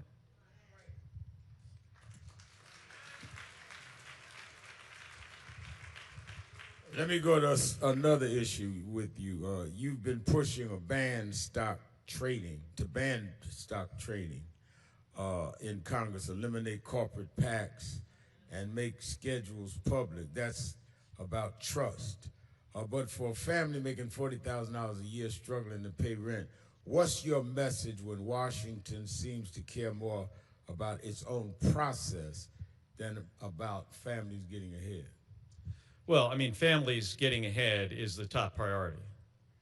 But people should be really pissed off about members of Congress that go to work every day and try to get them and their families ahead. And by the way, those people that take advantage of that position, now they have the guy who's the leader of our country, Donald Trump, who spends way too much time thinking about ballrooms and his meme coin and his stable coin and all this other stuff that's going to make him a lot richer. So now they have an example to look towards. One of the first things I did when I got to Congress is I did three things. I made it very clear, I'm not trading stocks. I'm going to have a public schedule so everybody knows what I'm doing. And I'm not going to take any corporate PAC money. So there are 535 members of Congress. There's one person that does all those three things, and that's me. So John Ossoff and I put together a bill to stop members of Congress from trading stocks.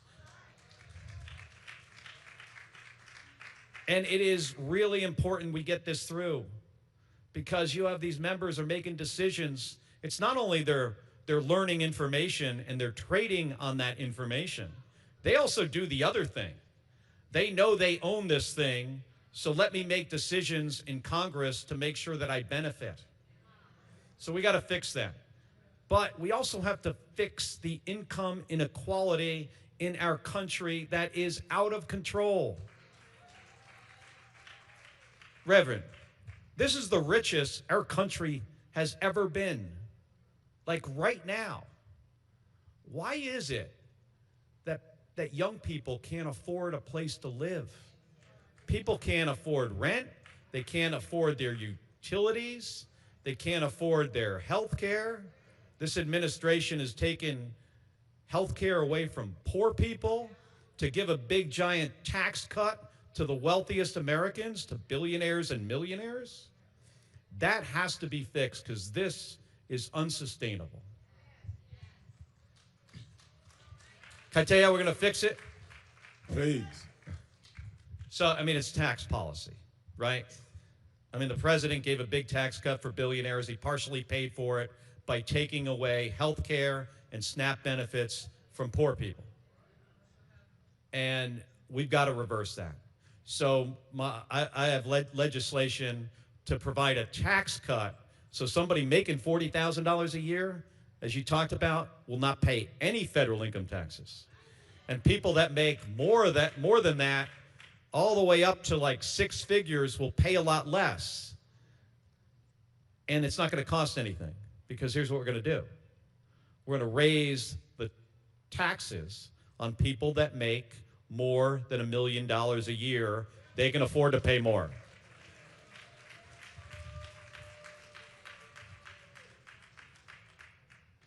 It feels like AI is out of control. It's moving faster than anyone can control.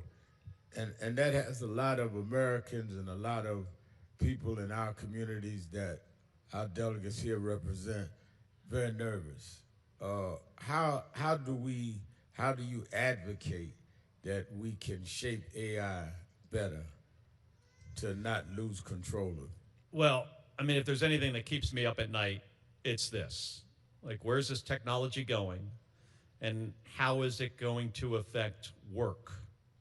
How's it going to affect people's jobs? And it's moving much faster than any other change has ever happened in our workforce when you consider the Industrial Revolution and other times we've seen rapid change, the internet. This is moving faster. So what we have to do is we have to make this about workers. And we have to make sure there is opportunity for people to get retrained. Now, there are some upsides to this technology. And by the way, I don't think we're stopping it. So we have to be able to shape it, like you say. We have to be able to shape the technology to help working people. One of the things we can do is have a robust training program like unions, you know, like union training programs to retrain people for the jobs of the future. So I've got a plan called AI for America, which is a roadmap on how do we address this. It's got a bunch of principles and a bunch of things we're going to try to do here through legislation. Some of it we've already started. At the center of this are a few basic principles.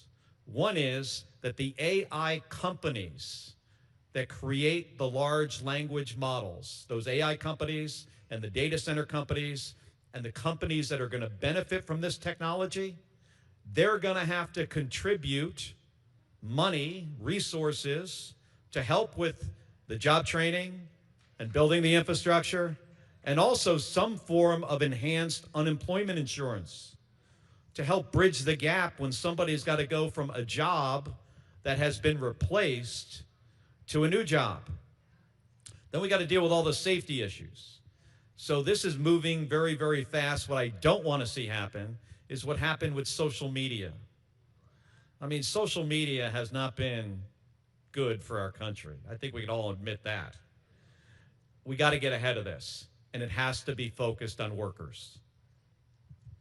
I have to ask you this. You've covered DEI. You've talked about the tax unfairness. You talked about Iran. Let me ask you about the question of moral leadership. We have historically, in every community, raised our kids to stay out of trouble and to live wholesome lives. We have now elected a man with 34 felony convictions and guilty of sexual harassment by the courts. This is not politics. And that openly uses profanity on holy holidays, and that has said by his own admission that he doesn't think he's going to heaven. About the only thing he said that. Do we all agree? I think that's the only thing he and I agree on. That I don't think so. I can't put him in hell, but I don't think he's gonna make heaven. How do you envision setting a new sense of morality, not religion, not sectarian, but a new moral tone to the American body politic as we practice it? Well, I mean, the big worry that I have is if you're like a teenager today or even somebody in your early 20s, you've been watching this example of leadership, horrible example of leadership, for basically your whole life. Because kids under the age of like 10, they don't pay attention to this. But somebody between 10 and 20, right now, this has been the president that you will remember. And this is the example. And I'll tell you what, after my 25 years in the Navy, I cannot think of a military officer or an enlisted person in leadership that I've ever worked with that has such poor leadership qualities as the President of the United States. So, and I still can't figure out, and he was elected, you know, he was elected in 2024, but I still struggle with the fact that our country today elected somebody who has 34 felonies. And that we re-elected, essentially, re-elected Donald Trump. And so, I mean, what do we do now? I expect when we have a Democrat in the White House here on January 20th of 2029, it's going to be somebody with a moral and ethical compass. Last question. Do you think about trying to be that person? Well, so we got the election in November. I'm from Arizona, remember? Arizona. You know what's happening in Arizona right now? Kash Patel, head of the FBI, is coming for our voter data from the recount from 2020, because this president still can't accept that he lost the election in 2020. They're going down to Fulton County, Georgia. They're grabbing those ballots because he wants to be able to take this stuff and then somehow falsely, accuse, again, that election from being stolen. It was not stolen from him. There were hundreds of court cases, right? So he's trying to set he's going to try to convince people that our election system is unsafe and that people are voting that shouldn't vote. That is just not true. So I'm very concerned about us getting through this election in November. I'm going to do everything I can to make sure Democrats win up and down the ballot, both House and Senate. And then, Reverend, to answer your question, once we get past that, Gabby and I will make a decision about what I'm going to do next. All right. Arizona Governor, Arizona Senator Mark Kelly. Give him a hand. Thank you. Thank you. All right. Everything's good. Thank you. Come on.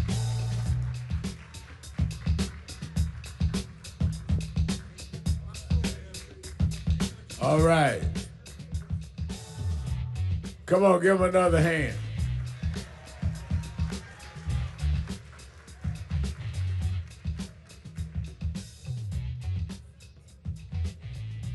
I'm getting ready to bring on our next person.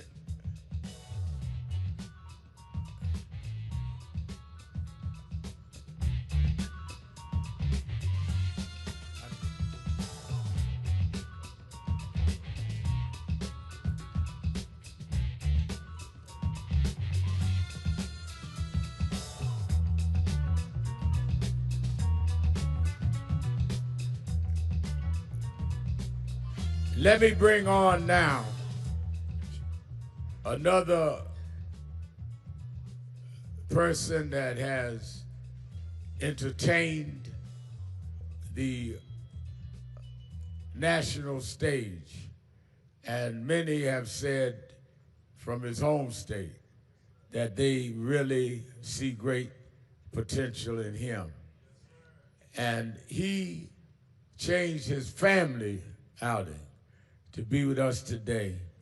And you that are watching live stream, all of you that are here as delegates, welcome to the stage. He's a leader who made his mission to find common ground in divided times.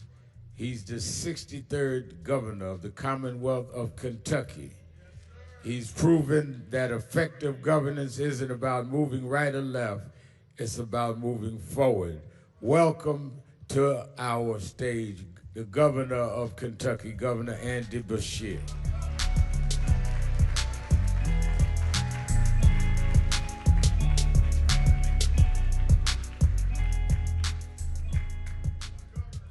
I think our Louisville chapters make a lot of noise for you.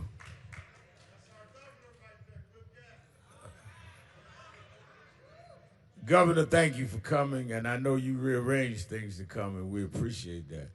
Let me start by asking you, give a little of your background. I remember that you and I were on Morning Joe one morning, and I told you that I heard from a member of our national board, Reverend Malone, some good things about you. Reverend Malone, for you in the other cities, is a member of our national board, pastors Canaan Church in Louisville. And he said like our chaplain is here saying he knew Governor Beshear. Tell us a little about your background, because I was amazed with some of the things you told me, your dad and all. Yeah, first of all, it is an honor to sit on this stage with you. Hearing your speech, thank God the United States of America has you right now with everything we're going through. And so I consider this invitation an honor. I am the grandson and great-grandson of lay Baptist ministers from Western Kentucky. I've seen a picture of my great-granddad baptizing people in rivers and streams. And so we are a family of deep faith. I was raised to believe in that golden rule that says, I love my neighbor as myself, and the parable of the Good Samaritan that says that everyone is my neighbor. And so my faith informs me in everything that I do. I think about that parable, the Good Samaritan, that my grandfather preached all the time. And those were two people that looked different, thought different, prayed different, voted different. That one person laying on the side of the road in the ditch, everybody that looked like him and thought like him walked right past him. But Jesus chose someone that should have hated him, should have turned his back on him, to go over, to pick him up, to carry him to safety, and oh, by the way, to pay his health care going forward. And so that background, the way that I was raised, and then seeing my dad in public service. He served as Attorney General. He was Lieutenant Governor. He was Governor of the Commonwealth of Kentucky, and he had the distinction of being able to put the Affordable Care Act into law in Kentucky. We saw 600,000 people get health care coverage that had never had it. We expanded Medicaid in a way that when I became governor and the pandemic hit, we had enough beds because of the Affordable Care Act and expanded Medicaid. And so I've been blessed to have leaders like Pastor Malone invested, calling me, offering advice, having faith leaders embraced, because that's where I come from. And so it's, again, an honor to be here today and to share this stage with you. All right. Let's start with how you view what's going on a global basis. Iran. We don't know clearly from the sitting president why we there, how we get out, what is victory, what is not. Give us your view on this engagement that we're in and what should be done about it. This is the first president in my lifetime that has taken our country to war. And remember, he called it a war in the very first press conference. He can't back off it now. The thing about Donald Trump is he will tell you what he's thinking at all times.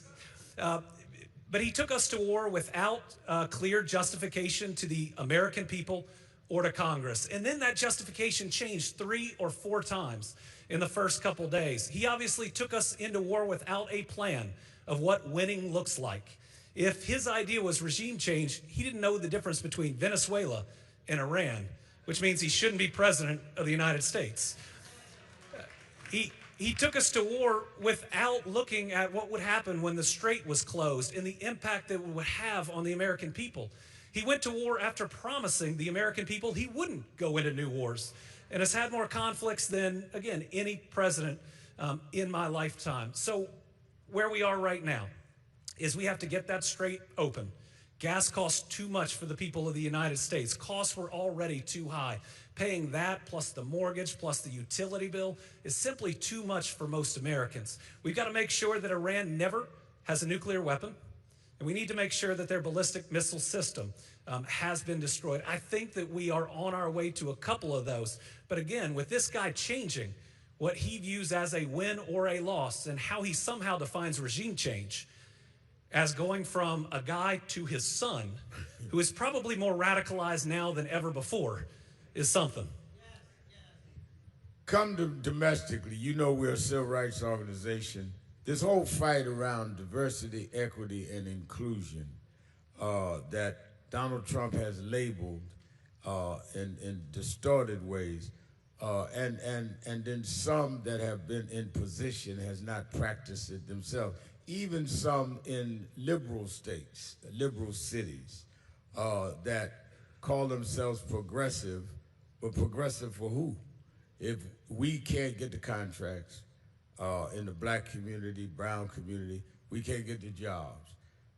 They are really using a title to hand from one generation of exclusion to another. Explain to me how you would stand on DEI and how you deal with diversity as governor of Kentucky today. It's amazing that we have a president in Donald Trump that claims that racism doesn't exist while he shows us what it looks like every single day.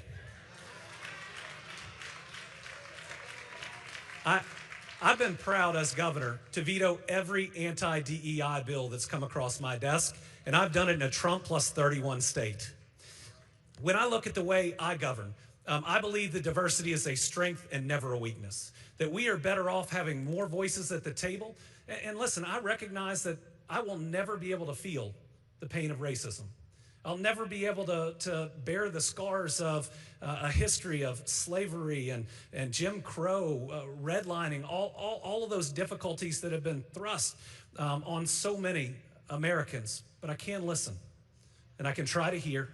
I can make sure I'm surrounded by leaders who have felt what it feels like, and then we can work to find those solutions together. In Kentucky, we have been intentional. We've been intentional at making sure that jobs come to areas that haven't seen enough jobs. West Louisville is our largest African-American community. We have now landed about 1,000 new jobs in that community in the last 6 years, and we recently built the first hospital in that community in 150 years. In its first year, it saw 60,000 patients. 60,000 people didn't have to go 40 minutes or take 2 buses. They were able to see a doctor in their own backyards. Kids were going to be healthier. Seniors were going to be healthier. It's the only pharmacy in a number of different blocks. What we've tried to do with some of the new businesses we've landed is incentivize hiring folks from the 8 neighborhoods around to make sure that people aren't just driving into our African-American communities, but that people are being hired from within them. Then the last thing I'd say is we try to create good jobs for everybody, knowing that lifts everyone up. Since I've become governor, we've had the first, second, third, and fifth best years for economic development, and our average wage for a new job last year was $30 an hour in Kentucky.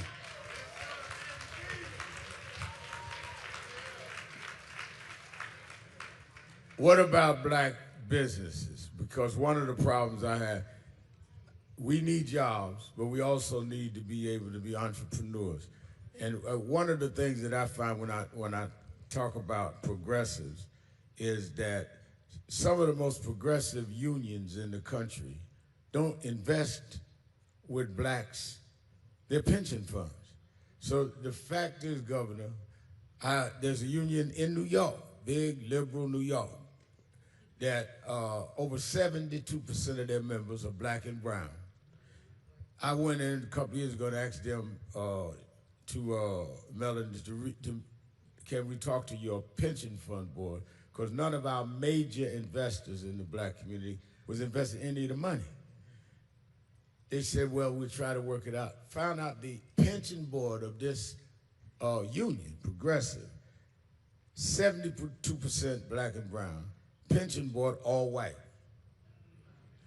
And they were loaning money to developers. So, in effect, grandma was financing her own gentrification. And we didn't ask for 10%. If you just gave 5% of the pension fund investment to black, they could hire a lot of our people and train our kids how to do finances right here in Wall Street. Are you open to that kind of situation? No, I'm absolutely open to it. What we see in Kentucky right now is what we see across the rest of the country. We've got state legislators passing laws to try to make it harder to lift people up, that try to kick people while they're down, that try to prevent the private sector from embracing diversity if the private sector wants to. The Republican Party used to be the party of the private sector and said that government shouldn't be intruding. But now, if you think a DEI policy is good for your company, they're going to come after you. If you think an ESG policy is good for your company, they're going to come after you. My supermajority, not so supermajority in my legislature, recently passed a law on proxies that was opposed by the National Methodists that said we want to be able to invest our money in our retirement system in a way that fits our faith. And they wanted to make sure that if environmental issues or diversity issues were involved, that they couldn't do it. So it's a time that we have to push back, but yes, I want to make sure in the Commonwealth of Kentucky we use all our funds to lift people up.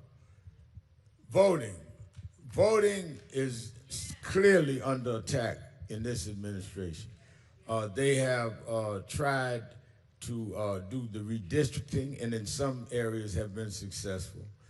We're waiting every day to see if the Supreme Court is going to take race out of the Voting Rights Act, which would totally eradicate the impact of that.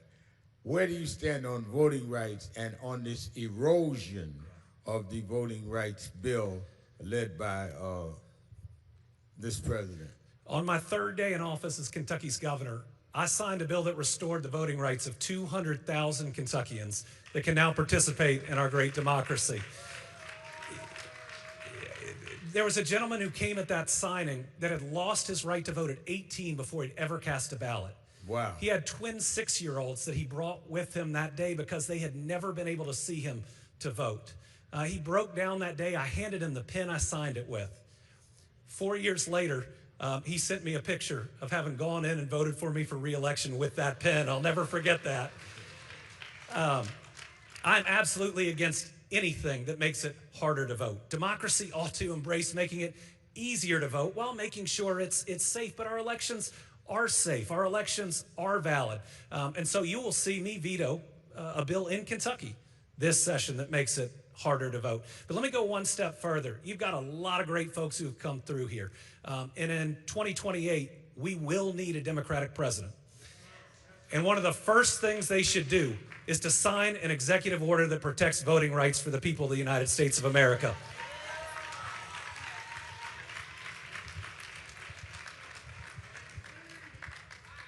As governor of Kentucky, you've had to deal with criminal justice reform.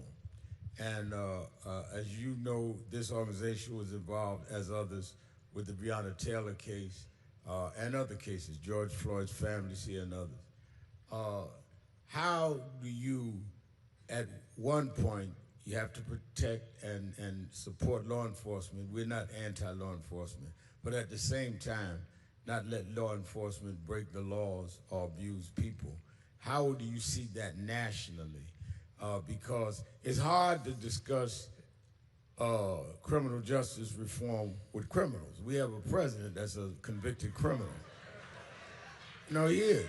He's a convicted, I'm not being facetious, he's a convicted criminal.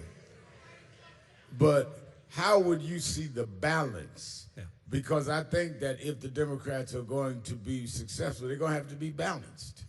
And I think that I'm not looking for anybody to say and do what I do, but I'm looking for them to be open to what we say so we can strike a balance that protects all in this country.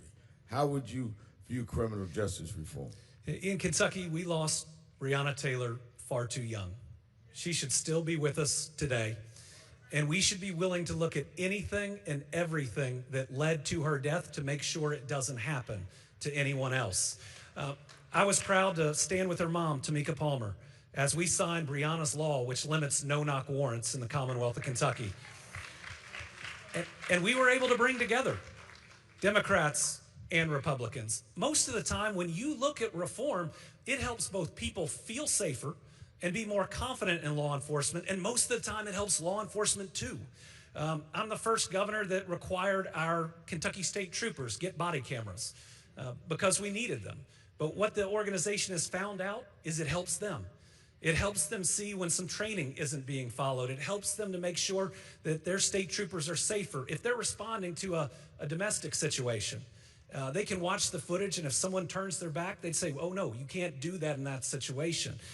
What we've seen is that we need all of our communities to have faith in law enforcement if we're going to have safe communities. But that also means law enforcement making the changes, making the effort to come together to make sure that everyone is safe. I think that public safety isn't Democrat or Republican. It's not left or right. It's something that every single American deserves, and we've got to keep working towards it. But that's what amazes me about this administration and the actions of organizations like ICE. So I was the top law enforcement official in Kentucky when I was Attorney General, and I have never seen a law enforcement organization, federal, state, or local, act like ICE. Their level of aggressiveness, their not knowing the law on how to enter someone's home, thinking they can do it with an administrative warrant.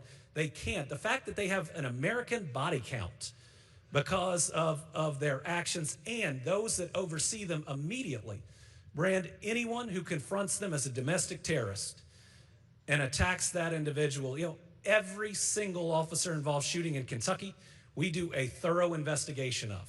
Every single one's taken in front of a grand jury, even if it looks justified from the beginning.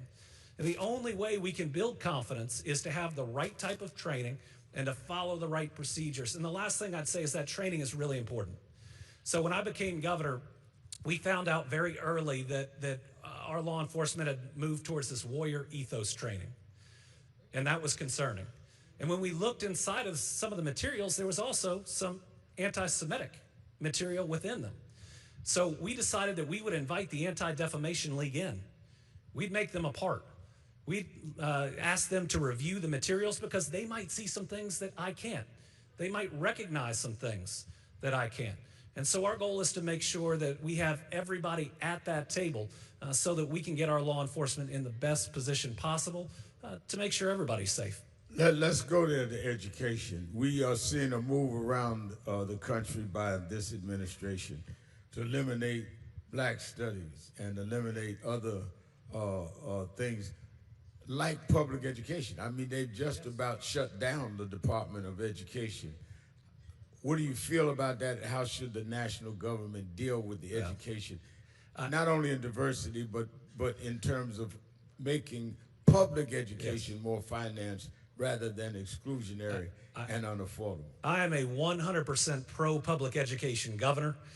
I believe that public education is the way we break cycles of poverty. And in my state, your public school is typically the only school you have an option to go to. The idea that so many are turning their backs on public education, that they're blaming public education when we have defunded it over time is concerning. In my state, I've been pushing for pre-K for all, for every single 4-year-old across the Commonwealth. Right now, half our students show up for kindergarten not ready. They don't have as many vocabulary words. They might not know their colors. I talked to one kindergarten teacher that had 5 kids that weren't potty trained. How is he or she going to teach that classroom in that way? So they're blaming public education when half the kids walk through the door not ready in their first day of public school. So let's stop defunding our public schools. Let's stop sending money to schools that have less regulation. And let's work with our public schools on innovation. Let's give them all the same tools. Let's make sure that every single child has true opportunity, which I think is a world-class education, which I think is accessible health care, and just making sure they have that real shot at life. I mean, my son is here with me today, and we can clap for him. He's here somewhere. Where's he at? Okay. And the idea that we were able to provide opportunities for him that other kids can't achieve is wrong. We've got to make sure that we've got the policies in place where no one is behind when they are 5 years old. One of the things that, and you heard me say it in my speech this morning, that is very concerning to us is health care. The fact that the Health Care Act has not been renewed, and it's not even being discussed because we dealing with a president that just, just cram things down every day. Yeah, and people don't even realize it until their premiums are now being doubled, in some cases triple. And hospitals are about to close. Hospitals are about to close, and he's flooding the zone with all kind of foolishness. How do you see the country be able to move back toward health care, and how have you dealt with the needs of health care as governor of Kentucky? So I mentioned Congress because they got to take the blame here too. This Republican Congress passed a continued tax cut for the wealthiest of Americans, but refused to pass a tax credit for people who struggle to afford health care. I believe health care is a basic human right. I believe Dr. King talked about it as one of the greatest inequalities. But look at what this administration is doing. Its cuts to Medicaid are going to gut urban and rural health care. In Kentucky, it threatens to close 35 rural hospitals. It'll fire 20,000 Kentuckians, and 200,000 people will lose their coverage. That doesn't just hurt health care and make you drive an hour and a half to see a doctor, which hurts productivity too. But every one of those rural hospitals is the largest payroll in their county. Wow. And so if they shut down, so does the local coffee shop, so does the local restaurant, maybe the bank, maybe the insurance agency. This is a punch in the face of rural America. and it is going to cause devastating consequences. We ought to be running against that big, ugly bill in 26 with everything we've got. Because affordability right now, it can be a little, it's what's the straw that breaks the camel's back in any area. It might be your auto insurance, it might be your mortgage, but I tell you what, it's the cost of health care for most people. And the idea that you could be a woman in Kentucky and have to drive an hour and a half to give birth, and that'll be everywhere, is wrong. And you know, it's going to hit the reddest areas of our country the hardest. But you know what? I'm still against it, because I believe when I say it's a universal human right, that every single American, regardless of their party, regardless of their beliefs, deserves to see a doctor when they're sick. Let me talk politics and we'll let you go. The midterm elections and 28 presidential elections is critical, and it's going to have to take a strategy to win. And we cannot have a polarized politics, because it will play into Trump's hand and the Republicans' hand. I know that someone who's very friendly with you, who we have a very good relationship with. In fact, he and I kind of came along together as Congressman Greg Meeks. Stand up, Greg. There you are. And Greg Meeks and I, before I started NAN, we were together, and he was here when we started this organization and watched it build nationally as he's become a senior member of Congress. And speaks well of you, but says that he's looking for people that'll be balanced. I am tired of being the most progressive and lose, and not having to give up my principles to work with others, but keeping my principles, but making sure that we get in a position to enact, legislate, and be empowered to put those principles into action. How have you been able, in a state that goes red sometimes, I don't even know if it's a purple state yet. Sometimes. Yeah, all right. How have you been able to hold the positions you stated today, and our chapter leaders and others believe in you, in a red state? How have you been able to navigate being elected governor and re-elected, and then transfer that advice to whoever is going to run for president? Since you mentioned him, let me just say, Representative Meeks is an amazing American leader. We need to make sure he leads that important committee after November. Yeah, I'm probably the only guest that you've had up here that's won 3 straight elections in a Trump plus 31 state. Wow. Winning re-election in 2023 when immigration and inflation were tougher. And let me say, you've heard the bills I vetoed. I stand up for all of my convictions. But I do 3 things that I think has helped me out. First is I spend 80% of my time on things that matter to 100% of the American people. That idea that most people, when they get up in the morning, aren't thinking about the next political race. They're thinking about their job and whether they can afford the things they need. They're thinking about their next doctor's appointment. They're thinking about the roads and bridges they drive, the school they drop their kids off at, and whether they feel safe in their community. When we focus on those things, when we spend 80% of our time, we improve the life of all Americans without leaving anybody behind. The second thing I try to do, Reverend, is talk like a normal human being. You've seen how some of this speak has crept into the Democratic Party, and we sound like we're talking down to people.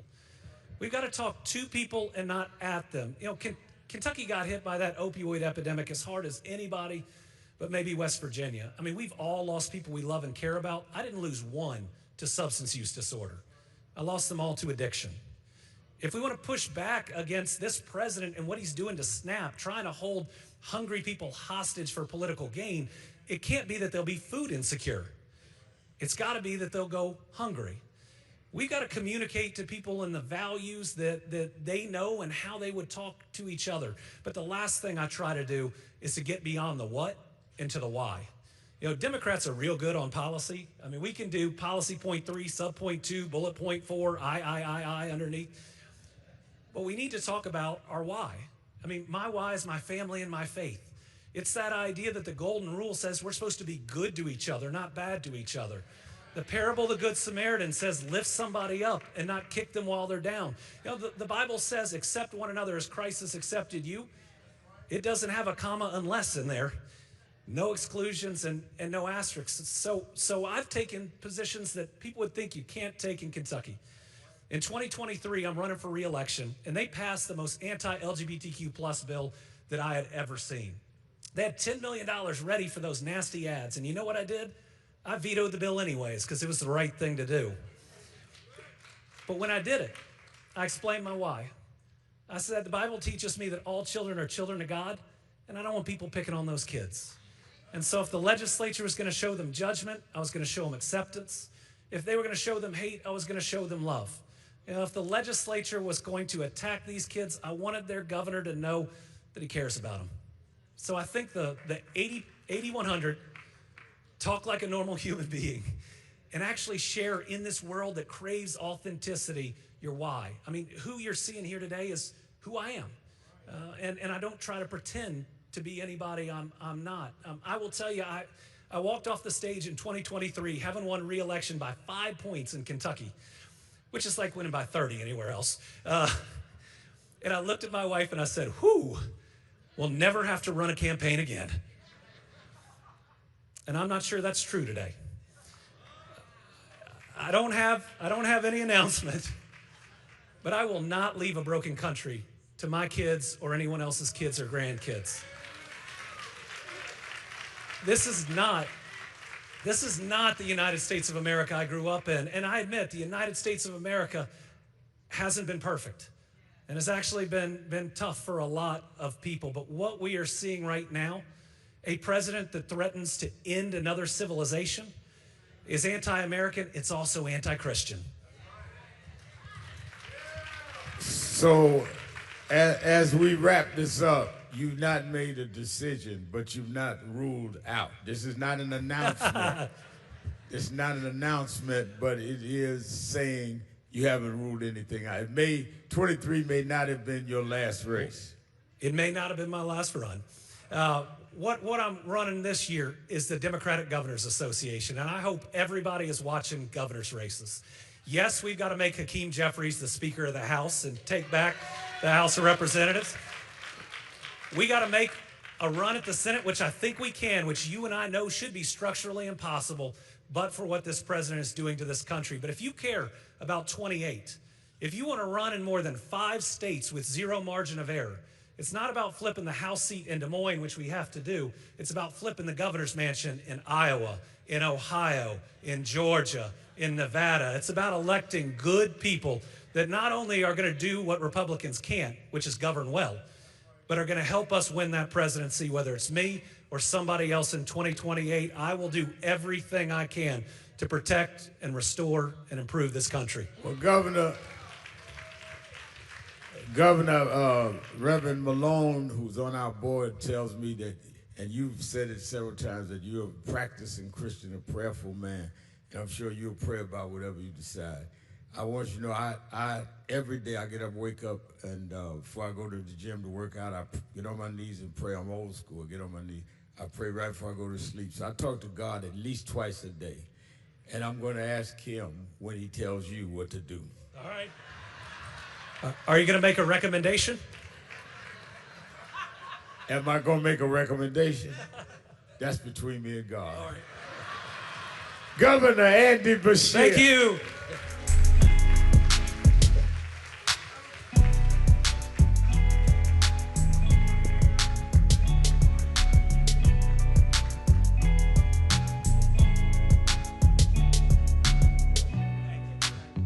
All right, everybody take your seat. I'm getting ready to take the offering. Don't go nowhere, Tracy Megan. Shh, we didn't raise no money. And then I want to hear from our civil rights leaders measure the movement.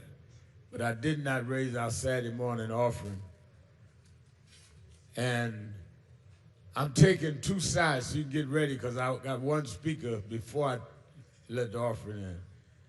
Is that you that will give today and you that want to pledge to help the building. We've got to pay off our bank mortgage that we own. And already we've had scores of people say they're going to give $500 or more or pledge that. But let me, before we raise the offering,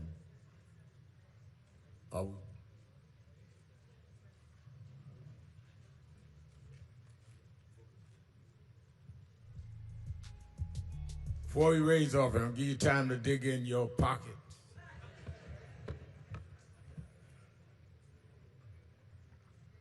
A man that has worked with NAN since its inception, a man that has been a model to our community, and a man that has been a friend to me down through the years. And he broke his schedule to be with us today. And I want us to hear from our beloved friend and brother, the United States Senator from the state of New Jersey, Senator Cory Booker.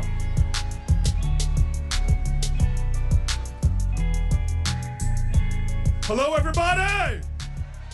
Hello, everybody. All right, I am pleased to be here. Reverend Al changed my schedule when he tells me I need to come. I wanted to come. This is home to me. I am home with the folk here, and I want to bring the attention back from the stage to this room because we know the truth of NAN. It was founded by the Rev 35 years ago, and it was founded with this mission that we are the heroes that we need. We are the leaders that we're looking for. He founded it in the tradition of Martin Luther King that the arc can bend, but we gotta bend it. He founded it in the tradition of Jesse Jackson, that we are looking for that pot of gold, but we need a rainbow coalition to get there. We are here under the understanding that our community has not gotten to where it is because of who was in office. It has always gotten where it is because of what Frederick Douglass said, power concedes nothing without a demand. And so I want to tell you about NAN's experience in my life. My Reverend Pastor Jefferson from Metropolitan Baptist Church is on the board of NAN and was New Jersey's leader. I know y'all across the river, it's a great place called New Jersey. And I want to tell you that when NAN finds itself in a moment of moral urgency, this organization turns anger into action, outrage into outworking. It mobilizes and organizes. I want to tell you a true story about this terrible storm that hit New York and New Jersey called Hurricane Sandy. And NAN was organizing even then, distributing food and clothing and sanitary needs all throughout the region. And I was mayor of the city of Newark, leaning on Rev and his advice, and we became, in our church community, the coalition that was helping people now. We didn't wait for FEMA, we did the work together. And so I'm mayor of the city, and I'm driving along in my SUV as the storm is coming in, one more sweep of the city, and the SUV is shaking like a leaf in the wind, and the two officers driving me, trying to see through the windshield that was being punished with rain. We're on this long stretch of road in the West Ward of the city, and I get this phone call that I believe begins with the stupidest question in America. And you all forgive me if I sound impertinent, but here was the question. The person said, "Hello, it's the White House operator. Will you hold for the President of the United States?" I'm like, who says no to that question? And I want you all to know I miss Obama. I miss her husband too, but I really miss Obama. And I said to the woman, yes, I'll hold. And next thing you know, I hear my second favorite Obama, Barack Obama. He's calling me from the Oval Office, and I'm very touched by him. He knows the storm is hitting our region, and he's calling to check in on me and the people of the city of Newark. I hang up the phone with him, and the phone rings again as if these two people planned it. I had just gotten a call of grace and decency, and I answered the phone, and this time I recognized the voice. No operator. You all don't know who he is, but he was the governor of my state at the time, Chris Christie. Now listen, this is not a time for partisanship. It's a time for purpose, and he's doing the same thing. He's calling to check on me and the biggest city in the state. I hang up the phone with him, and I'm going up a hill, and at the top of the hill, I can see at the peak, I don't see anything through the wind and the rain and the dark, but I see a light swinging back and forth. And as we get closer, I see it's a man swinging a light.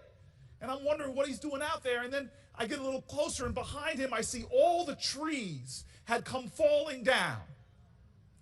And they pulled down all the light poles and pulled down all the wires. And we pulled up next to him. We were going to call the emergency vehicles, alert them to the situation. But I will tell you right now, when I pulled up, I rolled down my window, and I see it's an elderly man holding this big light in a yellow slicker, and I yell at him, "What are you doing out here?" And then this man looks at me like I just asked him the stupidest question in America. This man points over to the shattered wood and twisted wires and says, Mayor, I'm out here to make sure no one comes along and gets hurt. I had just talked to the President of the United States of America. I talked to the governor of my state. I'm the mayor of the largest city in my state, but I will never forget that the greatness I best saw exhibited that night in a savage storm, in dark of night, in wind and rain, was the man who stood on a hill holding up a light in the night so that other people won't get hurt. That is the story of who we are. That is the story of Nan. That's the story of how we got here. Voting rights in America did not happen because Strom Thurmond came to the Senate floor and said, "I've seen the light." We didn't get suffrage because a whole bunch of people on the Senate floor put their hands in and says, "Okay, fellas, right to vote on 3, 1, 2. No. Every movement in America, from Mary Church Terrell to Fred Shuttlesworth, has always happened because of groups like this that organized for it, mobilized for it, stood for it, and fought for it. You were on the top of the hill trying to guide this country forward over the resistance often in Washington. And so I'm here to tell you all, as we have folk on the stage, we have to stay focused on the now. Not future ambition, but present action. We have work to do when black housing, home ownership is worse than it was back in the 1960s. We have work to do when still black women are dying 3 times the rate of white women when they're giving birth. We have work to do when black unemployment rates are skyrocketing, and the man who was in the office right now and said, "Black people, what do you have to lose?" We know now it's jobs and so much more. But we have to understand that this is the moment for which we were created. I believe we can do all things through Christ who strengthens us. But I also know that faith without works is dead. And this is one of those moments that I call to Nan now. This organization has made 35 years of progress, of perseverance, of power. But this next stretch is perhaps the most consequential that we have. And so let's turn and understand. We have ancestors whose blood, sweat, and tears got us here. We have seniors and elders in this room who've carried us. We have organizers who sustain us. We have young people in this room who must outdream us. But I want you to know I lift every voice I can, every time I can. We must, in a chorus of conviction, know our history. And I want to end with this. I've been talking a lot about our history because it's both inspirational and instructive. And I want to take you to a moment right after the Civil War broke out in the 1860s, and there was a ship invaluable in the Confederate Army called the Planter that had a flat bottom to it and it carried munitions up and down. It was a fearsome ship, and the Union Army had pulled their boats back because at shallow water they couldn't navigate. They'd put a blockade on South Carolina. Well, on that ship there was a man named Robert Smalls. He was enslaved. You all know who I'm talking about. He was enslaved. But he knew it is better to be prepared for an opportunity and not have one than have an opportunity and not be prepared. And so he studied that captain, how he navigated the ship, how he did the signals to the ports, everything about him. And one night, all of the white people on that boat, the captain and others, left the boat and left the slaves there, and that was his opportunity. He gathered the families of the enslaved onto the boat, into the hull. He put on the captain's jacket and pulled his straw hat down. And in the middle of the night, he took that boat out and now sailed down the coast. Every fortification he went to, he did the signals perfectly. They looked through the darkness, saw the captain's jacket and hat, and they let him on by. But then he gets to Fort Sumter, the big fort with the mighty cannons. He does the signals, and the signals are accepted. But instead of going by, he turns his ship and makes a beeline for the Union lines. And before they realize what happened, he's out of cannon range. But now he's got a bigger problem because he's a Confederate ship steaming toward the Union lines, and the Union ships are now preparing to fire on him. The captain of the Onward, leading that blockade, is loading cannons, getting ready to fire at a charging Confederate ship. So he pulls down the Confederate flag. Robert Smalls throws up a sheet, and at the last second, the Union line did not fire on him. Now picture this moment if you can. The ship coming out of the dark, pulling up a side. All the people on the Onward run to the side to say, who is this that has stolen this ship and is surrendering to us? And suddenly those men see a ship full of black men. And Robert Smalls walks on over with this ship full of Confederate munitions, this valuable ship, and he walks to the side of the ship. The captain of the Onward is staring at him confused, and he looks at him and then looks up at the American flag. And Robert Smalls says, can I have one of those for my ship, please? And his wife comes out of the hull of the ship holding their daughter and holds that child up to the American flag and says to the daughter, that flag right there, that flag will do you some good. My fellow Americans, from Crispus Attucks to Barack Obama, black people have been a part of this nation. We've redeemed the soul of our country time and time again. From labor rights to union rights to suffrage rights, we have fought in every major battle, and it wasn't who was president of the United States. Lincoln did not free the slaves. We freed the slaves. It is our power that has made this nation who it is. And now we must stand up like Langston Hughes said, America never was America to me, but I swear this oath, America will be. We must be like the poet who said America has got a dream with its back against the wall. To save the dream for one, we must save the dream for all. My country, 'tis of thee, sweet land of liberty, land where our mothers and fathers died, land of Harriet Tubman's pride. From every mountainside, let freedom ring.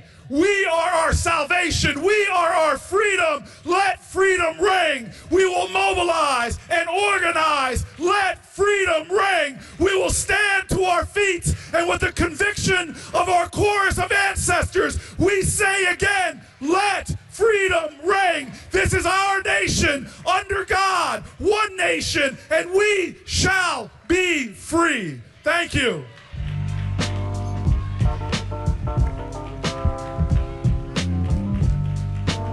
Reverend Cory Booker. Wait a minute, Senator, let's do a selfie. All right, we're going to do a rare video selfie.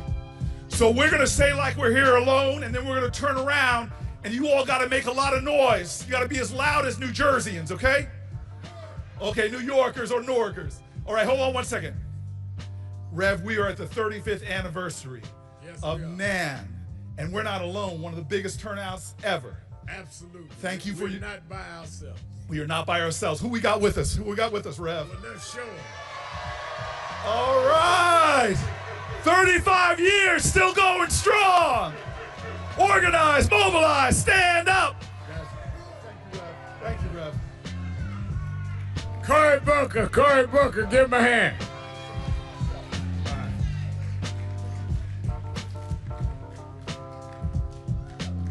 All right. Shh. I'm going to bring our national leaders to the stage.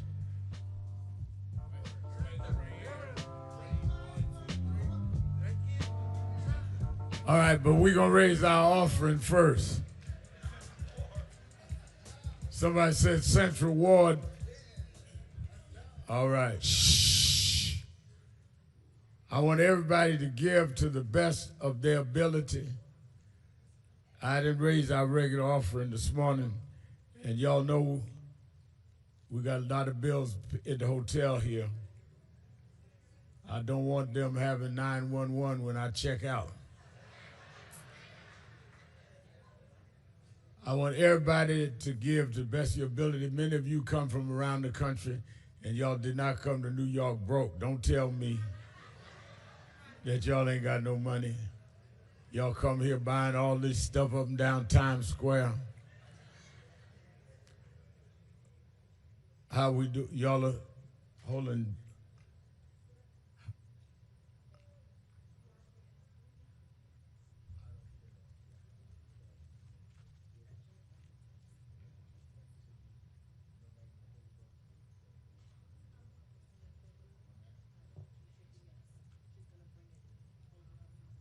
All right, who's ever helping to hold?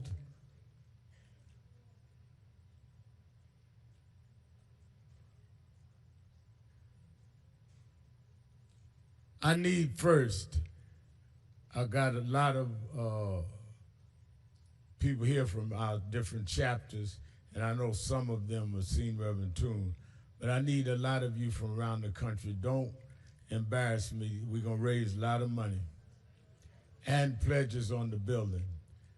Y'all know I've been talking all 35 years. Reverend Jackson was my, stand over there, act like you in church. We're raising an offering. Reverend Jackson was my mentor, and I would always say, I don't want to be ashamed in front of him raising money. So I look out here now, Jesse Jr.'s in the house. Stand up, Jesse Jackson Jr.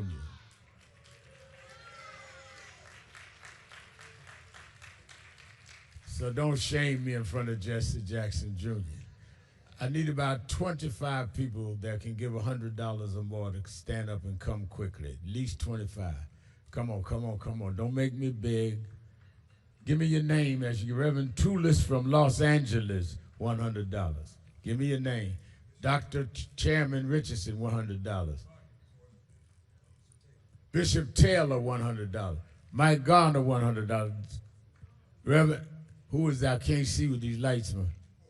Reverend Porter, $100. Syracuse, $100. Reverend Hughes, $100. Guardians, $100. Myra Simmons, Cleveland, Ohio chapter, $100. Brother John, $100. Larry Young from Baltimore, $100. Rich. Visitors from Queens, $100. Larry Young's giving $500 for the building fund. Darrell Roberts, $500 for the building fund. Deborah Frazier House, $100. Ricky Thompson, $100. Rodney James, $100. Sister Marcia McCoy, head of Greater Cleveland Chapter of National Action Network, $100. Reverend Fordham, Philadelphia Chapter, National Action Network, $100. Don't count off the roll, just drop the whole roll in the paper. He peeling off the roll, just drop the roll. You'll get home, the Lord will make a way, give me the...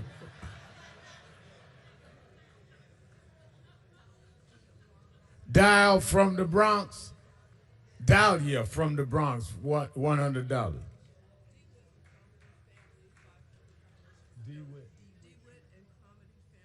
DeWitt and Cromedy family, $500 for the building fund.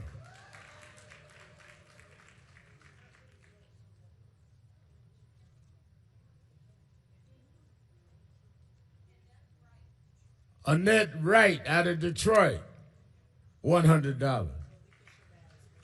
Malika, where's Malika? Malika Shabazz, $100. All right.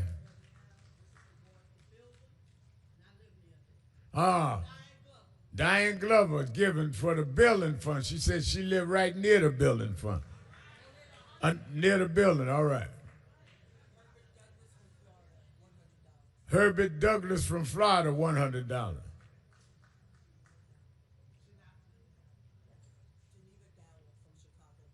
Janita Dow from Chicago, $100. I see our Chicago folk.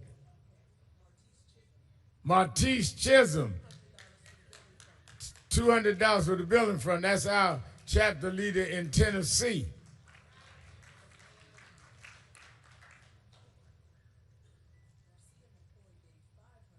Marcia McCoy, head of Greater Cleveland National Action Network, giving $500. Where are you sitting up there with that $1,000 jacket on and hat, looking like Superfly and ain't gave me no money?